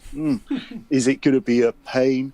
But in the end, what we did was we just got Jonathan round. He brought his PC around to the office. We sat him down and we just did, I think it was 48 hours worth of development work, and managed to link them up. And they've just been working for successive versions of X-Plane ever since. So now I'm hoping you can still see your screen here, Rob, because our producer has just pinged me a couple of photographs. So this is a couple of pictures of Carlos's setup.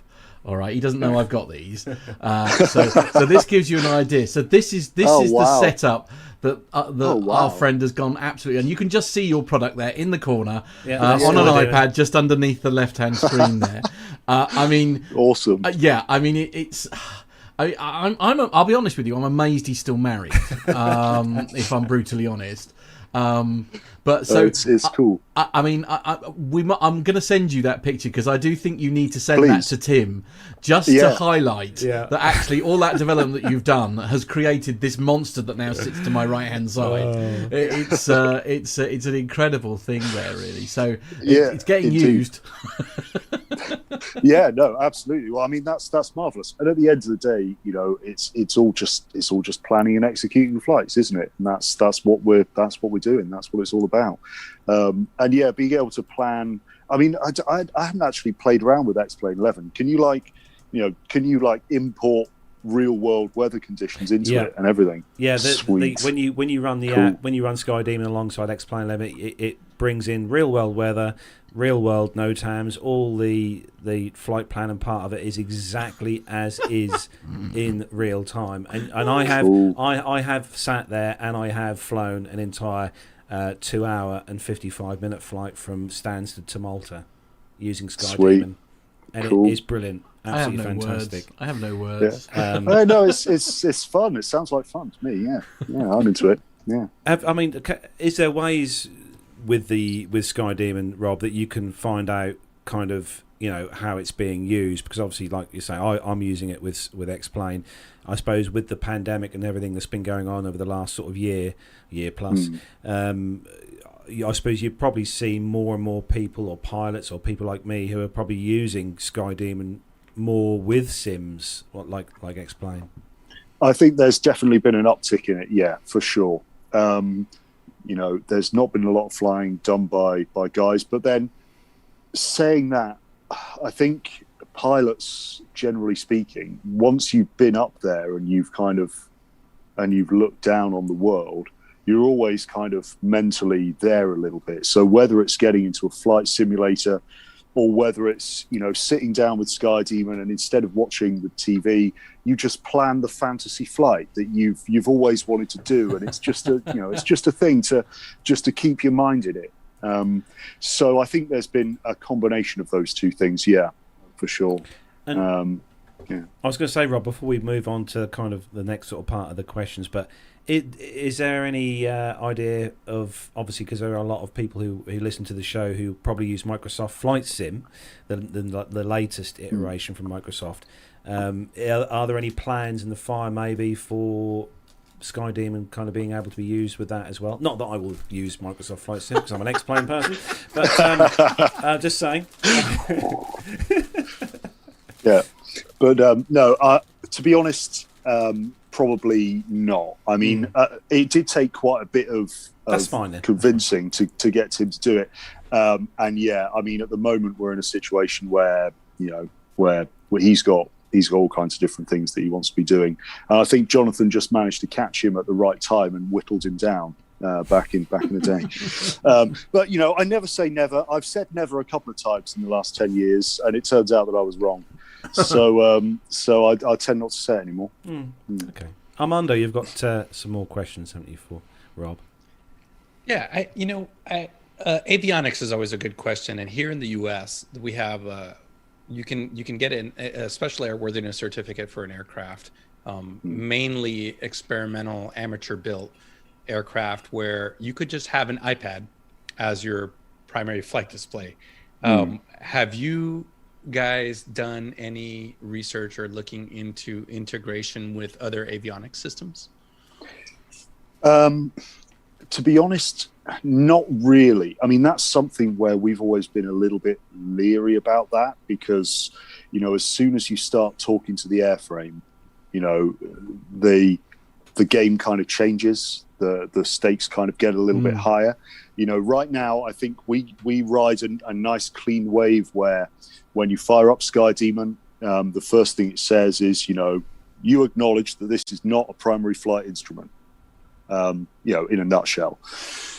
And I think that gives us a certain degree of developmental freedom.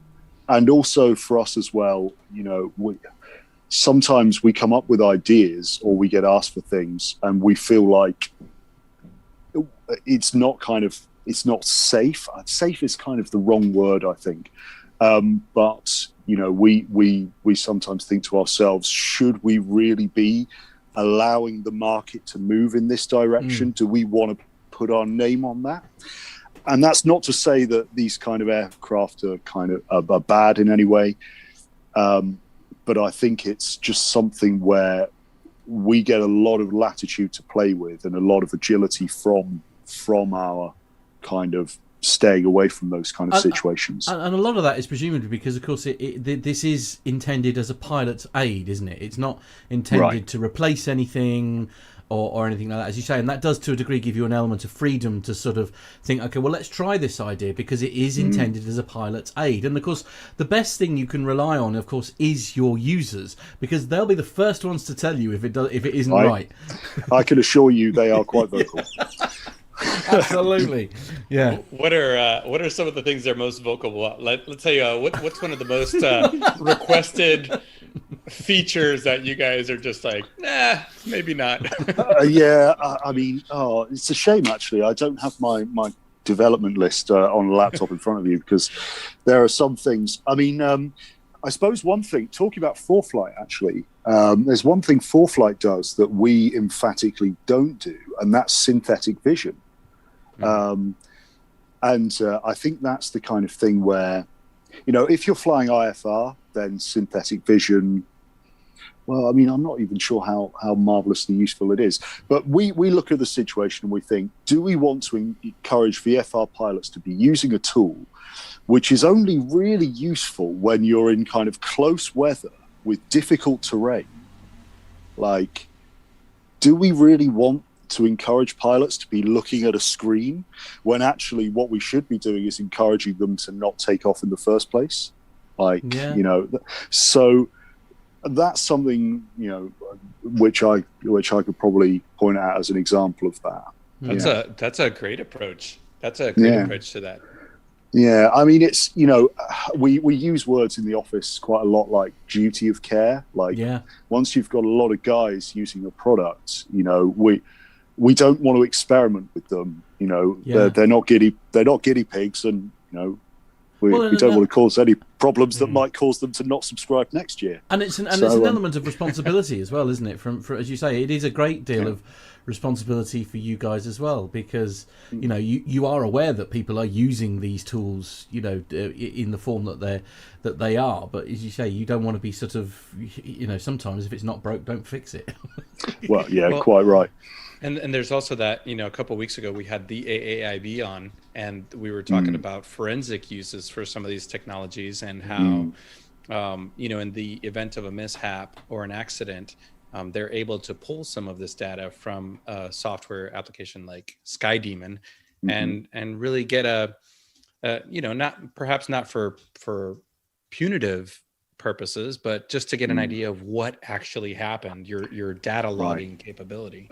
Yeah, it's really powerful. And talking to we got to go and visit those guys actually at their base, and see what they go through and the kind of things that they look at. I mean, some of it is really shocking, but it's really great to be able to support those guys, because I think that they are learning things about real world aviation, that nobody wants to learn, but it's really important to learn, and supporting that is, it's really important. So we've got a few more questions before we start to wrap up, Rob. But just a quick one from me.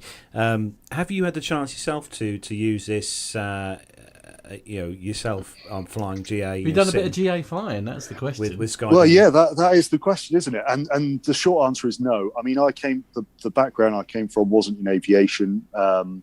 I was given a bunch of books that were, PPL learning books, and just told to kind of brush up on the terminology.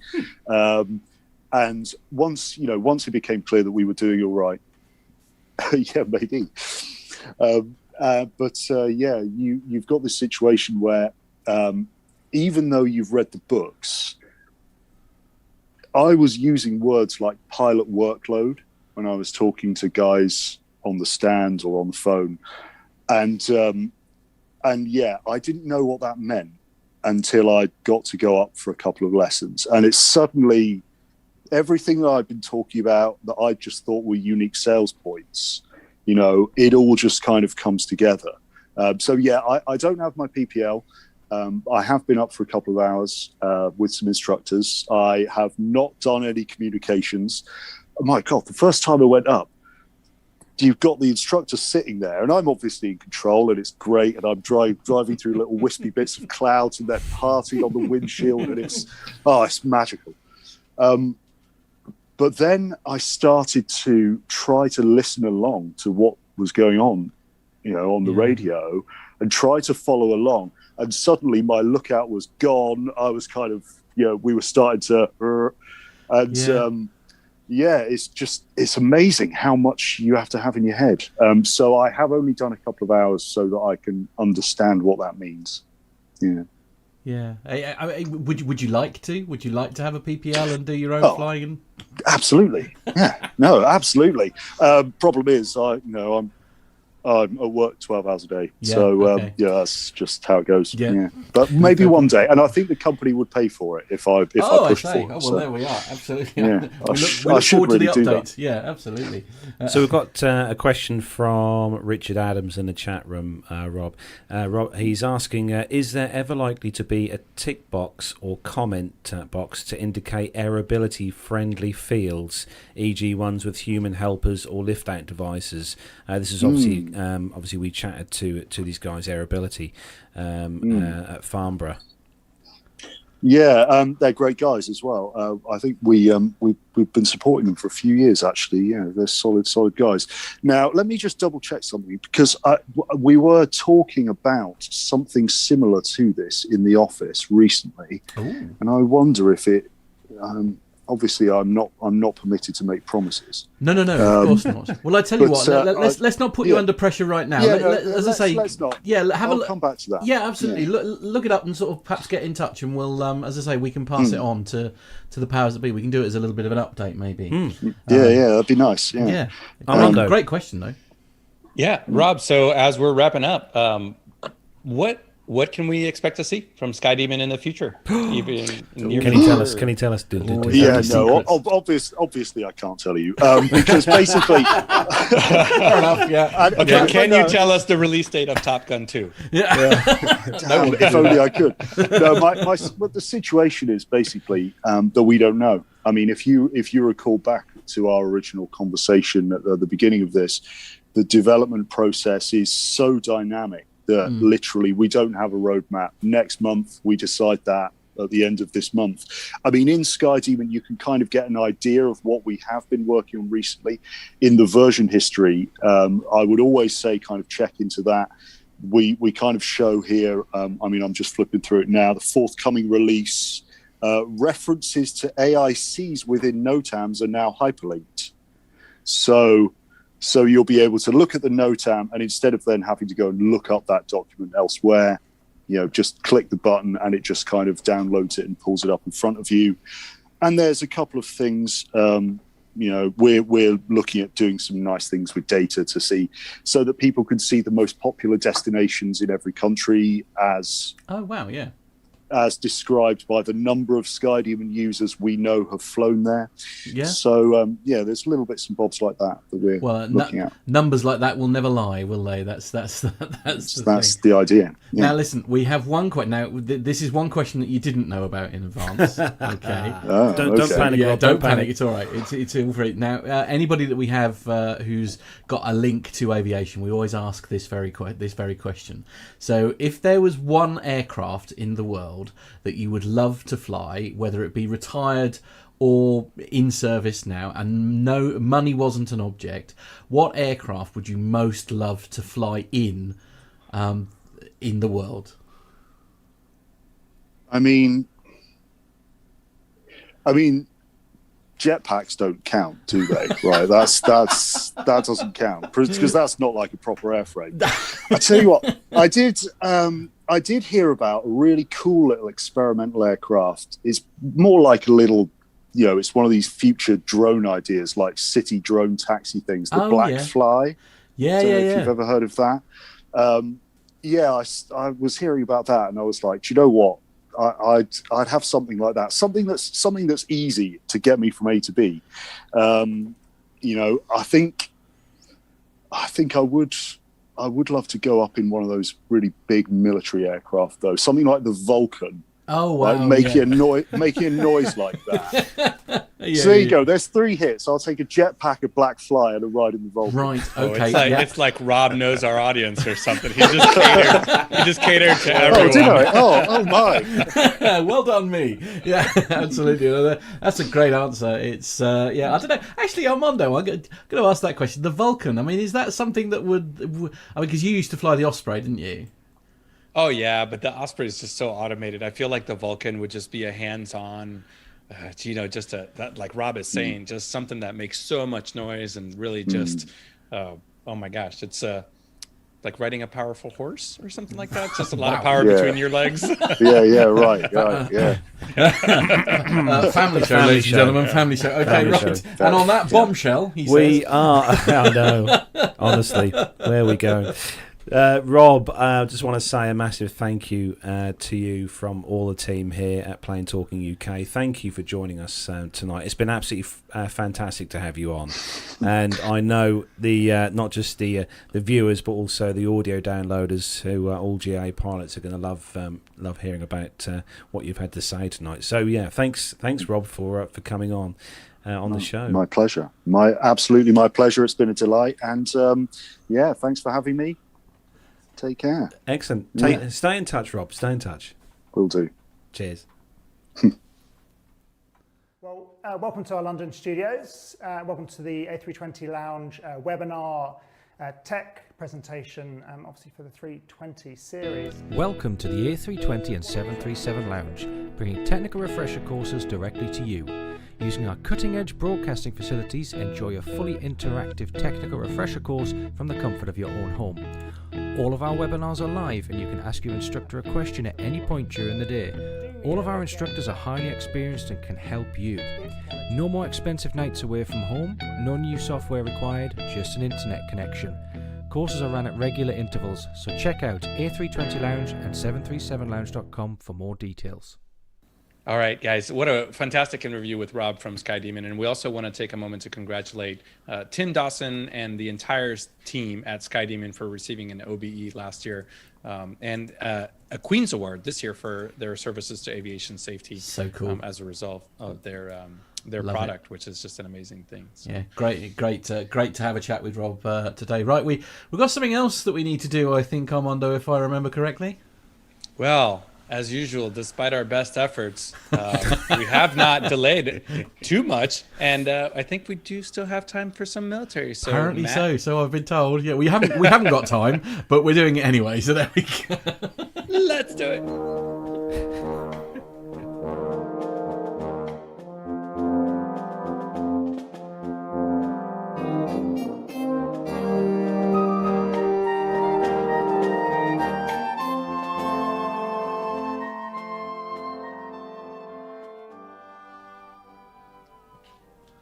Okay, guys, so this first military story is not really a story, it's more just an update to something that we talked about a couple weeks ago, which is an unfortunate mishap that happened out in Nellis Air Force Base. But that contract aggressor aircraft that crashed at Nellis, according to an initial report, it said that they said that it had an in-flight wing flap issue. That's according to the National Transportation Safety Board.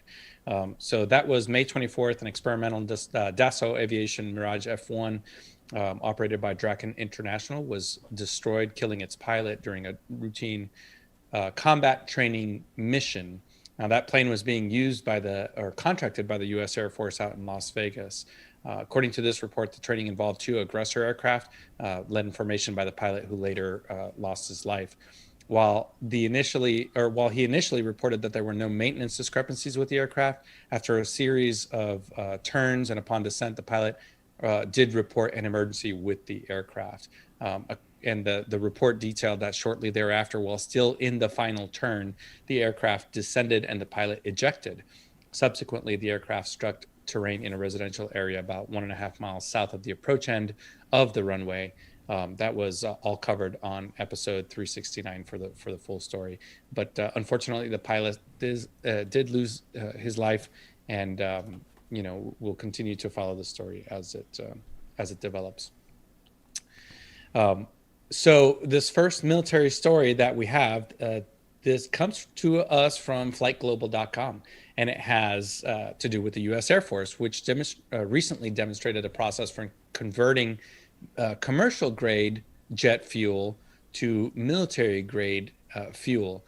Now that ability could actually give commanders the ability and greater flexibility to plan combat operations. This could result in U.S. military aircraft refueling more at commercial airports.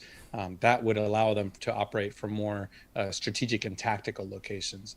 Now here in the U.S., we have a lot of airports that are shared between the military and commercial, but the fuel is actually a different grade. This fuel conversion process was demonstrated by the 379th Expeditionary Logistics Readiness Squadron, together with Air Force Central Command at King Abdulaziz International Airport in Saudi Arabia in May. That's according to the U.S. Air Force on a release from 16 June. Now, the Air Force claims that this commercial to military grade fuel conversion practice has not been used since the Vietnam War. They said, according to one of their section chiefs, they said that this operation was to test the Air Force's ability to land in a commercial location, take on commercial grade fuel, and then convert it to the type of fuel used by military aircraft for optimal operations. Now, of course, the U.S. Air Force did not disclose what fuels were part of this demonstration, but typically commercial airliners burn Jet A1, which is kerosene grade fuel that works for most turbine engine aircraft. And the U.S. military uses an equivalent of Jet A1 called JP8, which has a corrosion inhibiting anti-icing additives. And that's mostly for some of their high altitude and fast operations. So this team used a fluid-powered additive injector cart that converts this fuel. So what it is just a cart that takes fuel out of the ground. The fuel goes through it. It adds these additives in there, Similar to if you fly a turbojet, often you don't have what's called PRIS, which is an anti-icing additive, and you just have to literally spray it in with a can with a little tube into the fuel tank as the fuel is jumping in there. Wow. But this yeah, That's not very scientific. Yeah, it's not very technical at all, and it's just like a little 20-ounce can of aerosol WD-40, yeah, that's in it, yeah. You're squirting it into. There's like a parts per million count and all that stuff, but nobody actually counts that. No, you just kind of squirt it as the gas goes in there and hope that it doesn't freeze. Wow, Yeah. gotta love a bit of physics there. Yes, very Learn good. something new every day. Yes, absolutely. Frightening at best. Yes. Well, there you go. So that's the first story. I'm looking forward to this because that would give a lot of military flexibility for aircraft to operate. Well, you won't need access to a military base in order to do a fuel stop, essentially. Fuel stops or just tactical operations. Yeah. You could deploy this to more austere environments.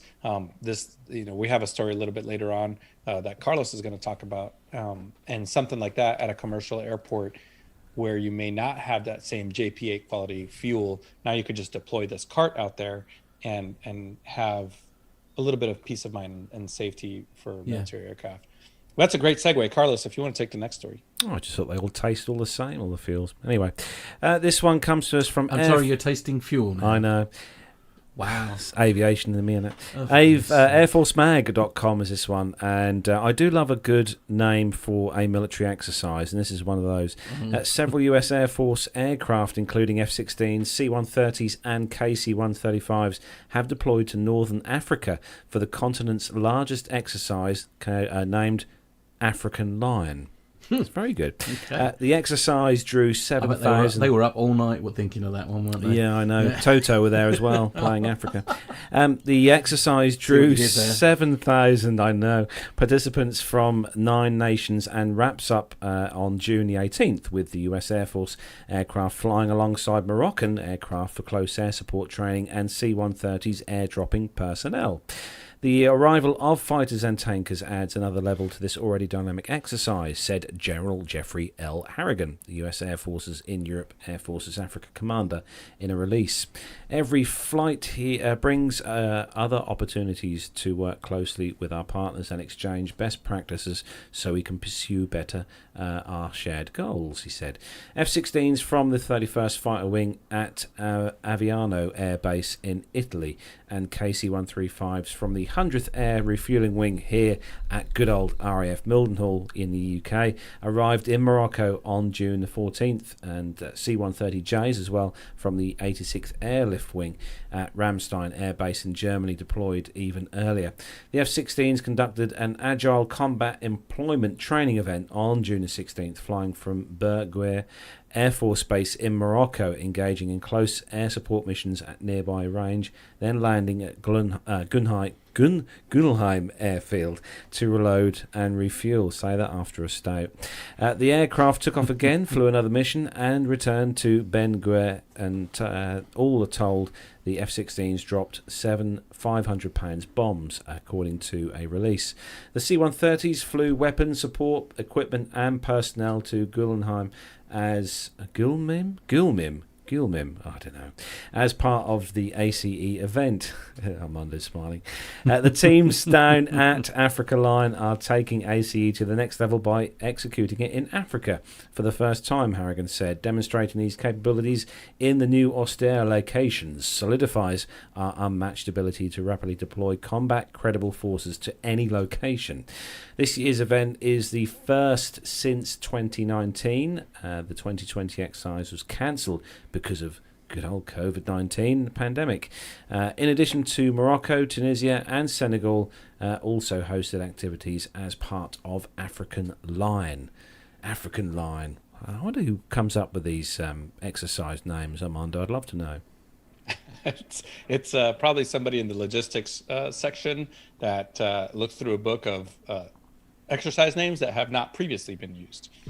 You know what? Morocco was actually one of my favorite places to operate. Working with the Moroccan military forces was always a dream. The landscape in Morocco is absolutely beautiful, the Atlas Mountains, and we used to deploy from Mildenhall down to Marrakesh a couple times a year back when I was there in the early 2000s. And now the Moroccan Air Force is very capable, and they have some Mirages, they have some F-16s, some Dassaults, they have C-130s, some Bells, Chinooks, Apaches. So they're a very capable military force, and that was actually one of my favorite places to deploy to, was southern Morocco, just because it was one of the most beautiful places in the world to me. So I'm sure these guys are having a blast. Be nice to go on holiday.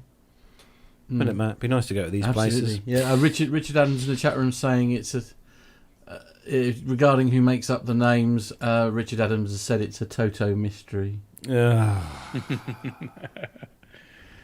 Okay. Let's see. Moving on to the next military story. Next thing you know, will be men without hats down under.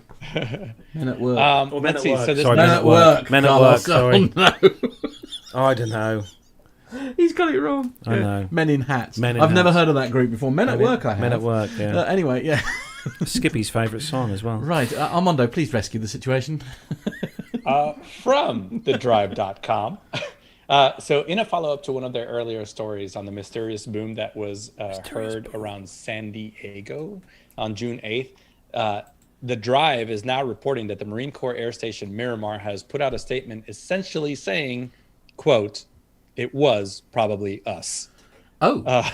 They came to a similar conclusion, indeed, that a fighter aircraft likely deployed from one of two bases in the region that were operating off the coast that night. One aircraft in particular was tracked online, as we've talked about so many times, exceeding the sound barrier quite close to the shore off of San Diego and the Baja Peninsula. There was a tweet from the Marine Corps Air Station Miramar, starting out comically with, "So about the other night." and they continued to say, on the evening of June 8th, approximately 2018 Pacific Standard Time, a loud boom was heard over the southwest portions of San Diego County.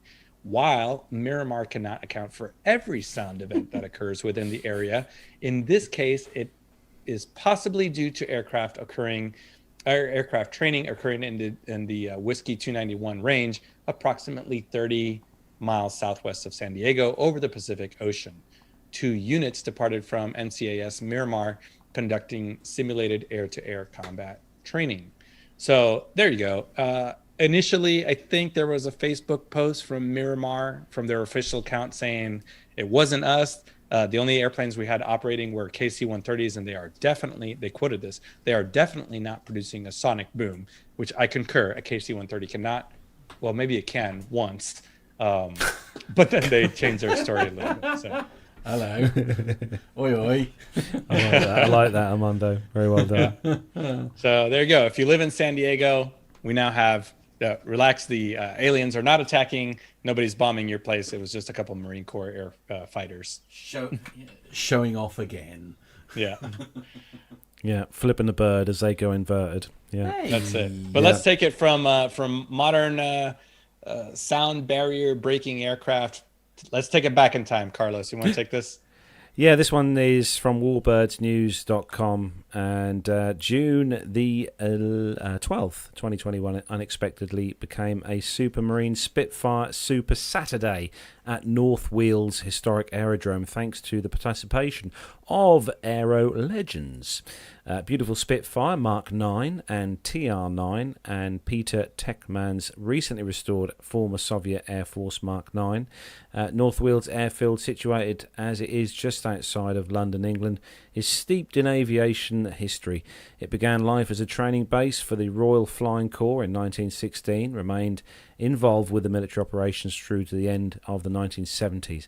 It served as a pivotal fighter station during the Battle of Britain, and indeed 2 American manned Eagle squadrons, number 71 and number 121, called the base home at various stages of their brief existence. North Wales has been in civilian hands since 1980, but has had an almost continuous presence of airworthy vintage military aircraft on its premises since that time, with the fabled Aces High having been based here during those early years in Mufti. Other groups such as Peter Techman's Hangar 11 collection and the recently arrived Aero Legends are now in residence. The author of this article, George Land, continues, But getting back to this past Saturday, he said, I had simply chosen to go to North Weald for my morning coffee, he said, at the Revetment Cafe situated on the old aerodrome. But this proved to be an excellent choice, as Aero Legends were conducting a passenger ride day from their new North Weald facility. Aero Legends has been operating out of Headcorn for a number of years now, but with their owner Vintage Legends Group acquiring North Weald Flying Services 2 years ago, there are exciting developments ahead for the site, they said. These future plans will include a museum, a restaurant and workshops, along with a reception centre for passengers and guests. They will offer 2-seat rides in Spitfires, helicopter rides alongside a Spitfire, and also passenger flights in a de Havilland Tiger Moth, and also a North American 86 Texan as well. There's also an update here from our friends over at B17, Sally B. This is from the warbirdsnews.com. Across Europe, pilots are being encouraged to install ADS-B out devices in their aircraft. This technology improves their electronic visibility during flight, enhancing safety. One pilot set to appreciate the benefits of ADS-B out is Captain Peter Kuipers, who is the skipper for the Sally B, which is Europe's last airworthy Boeing B-17 Flying Fortress. Peter explained the situation, noting, we are carrying out vital maintenance before we return to display flying. This will include adding ADS-B to the aircraft. It may seem strange to suggest that a 24-ton aircraft with a 103-foot wingspan needs to be more visible. However, adding Trig TN70 GPS position source to our Trig transponder makes a lot of sense, he said. Visibility from the pilot's seat is not the best, and most of our flying is at low altitude in busy VFR conditions. Having ADS-B out will enhance the visibility and reduce the potential risk of a collision, he said. In fact, he said, I would encourage all aircraft owners to install Mode S and ADS-B out equipment, as it will enhance safety no matter what you fly. Adding ADS-B out technology to Sally B has another benefit as well, in that vintage aviation enthusiasts will be able to see the World War II vintage heavy bomber long before they hear its engines on a flight. Popular apps like Flight Radar 24 will display Sally B's position as soon as her crew switch the transponder on. Seeing her live as she flies to an air show is now going to be a very added attraction, which we're all going to love. I think having that ability to see that. Yeah, absolutely. This is exactly what Rob was talking about with SkyDemon. I can almost guarantee you that the guys over at Sally B are operating some kind of device with SkyDemon on board. And the way ADS-B works is, in order for you to receive ADS-B traffic in, there needs to be an ADS-B out aircraft producing a signal to that tower to essentially wake up the tower to feed you data. So if you don't have ADS-B in your aircraft, then you will not receive ADS-B data. Okay, That's the way the system is currently set up. So it's not just for Sally B to be seen by other aircraft. It's for Sally B to actually be heard. Yeah, and essentially to be heard. Yeah, absolutely. But I mean, it's the challenges of keeping these World War II 80-year-old aircraft airworthy and flying and up to date with some of these technologies. Indeed. And I want to give a shout out also to George Land, who's the author and the photographer there, because those pictures are absolutely stunning. They're beautiful, aren't they? Yeah, absolutely stunning. Yeah. Yeah, indeed. Actually, it'd be one of those things that Jonathan Warner will like, I think. When he's doing the photography work at air shows, he'll be able to look and see when the Sally B is flying in, which direction it's coming from, and get himself ready. Yeah, absolutely. Yeah. So we don't need to give him any more excuse to take photos, though. I think he's got quite a few. I know. Some of me, it seems. I don't know quite how that happened. How that happened? No. I blame you. That's nothing to do with me. Whatever. It was nothing to do with me. Spare me your lies. Speak to our producer about that. Right, we're going to start to wrap up the show then. So we're going to do a quick round robin then. What's going on with Armando next week? Next week is be back in the Pilatus for a couple days. This weekend, starting tomorrow, is skydive flying. So a little bit of A little bit of everything again, except we have some terrible weather coming in Charlotte this week. I think there's a tropical depression or something like that starting Sunday. So all of my plans may revolve around just We've got the tail end here. Yeah, for now. yeah. Perhaps it's going the other way. Perhaps it's starting here and coming out to you for a change. It's normally the other way around, isn't it? What are you up to, Carlos? I've got next week off. Nearly. I've got to go to work Monday. But I have got the rest of next week off. Right. So how many flights are you going to be doing? I will be spending a lot of time in the sim at home, and I will be also painting the house. Whoopee-doo, yeah. Anyway, Right. Matt, what are you doing next week? I've got next week is my last week in the CHT team at Naked Wines. So what they do. So I'm normally in the delivery team, but to learn more about the business and stuff, I've spent this month in the CHT team, which has been doing things like answering the phones and that kind of thing. And it's been been both a fascinating and traumatic experience all at the same time. Yeah, safe to say Matt enjoyed the can of stout that I brought round this evening. Very It didn't much last required long. today. Didn't last long. To be fair, a lot of that was to do because poor little Alfie, as I think we were saying at the top of the show, my little Alfie, my little best friend, has had a bit of a rough couple of days, bless him, and he's had to spend a bit of time at the vets. And I'd forgotten how well the vets knew how to charge you for stuff. They're really good at that. It's award-winning, in fact. Yeah, Matt's now in the process of selling everything he owns just to pay for half the bill. Yeah. Well, there we are. He's worth it. He's worth it. So, social media links then, if you want to follow us. If you don't already follow us on Facebook, do give us a like on Facebook. You can find us on Twitter and Instagram as well. Just search for Plain Talking UK. Don't forget as well the WhatsApp number if you want to get your picture, your aviation themed picture on the green screen behind you've got it in us. front of you. That's It's cheating. +44. It's up there as well. +44 757 224 9166. Email the show podcast at plaintalkinguk.com. Also, take yourselves over to our website, allthews.plaintalkinguk.com. On there, you'll find links to YouTube, and you'll also find the links on there to Patreon if you want to have access to those awesome videos that Armando's putting together for us on the show. Patreon members and PayPal donators will get access to those videos, which is awesome. So take yourselves over there, and you'll also find the shop link on there. If you haven't already purchased yourself a Plain Talking UK gorgeous 100% cotton t-shirt with embroidered logo on the front, you can find those over there. And also you can treat yourself to a PTUK mug if you want something posh to have your coffee and tea out of, or even scotch if you're Armando. But also you can find a link on there to our Amazon shop. If you go, you're shopping on Amazon, you can click on the link and do your shopping through there with Amazon. Doesn't cost you anything, but does help us with a little referral fee as well. And so there we go. So it's been a great show. Hope you've all enjoyed this week's show. Don't forget to join us back here next Friday, where we hopefully we'll have Nev back with us on the team next week. So from me and Matt here in the PTUK Master Suite Studios, from Armando in his glorious Charlotte studios with a canine friend there on the screen. There we go. Switch the Lois Lane says bye-bye. and from the awesome John as well, who does all our pre-production work and all the hard work in the background for the show. Big thanks to John. So from all of us here at PTUK, have a great weekend, stay safe, and see you all again next Friday. Goodbye, everyone. Take care, everyone. Bye-bye.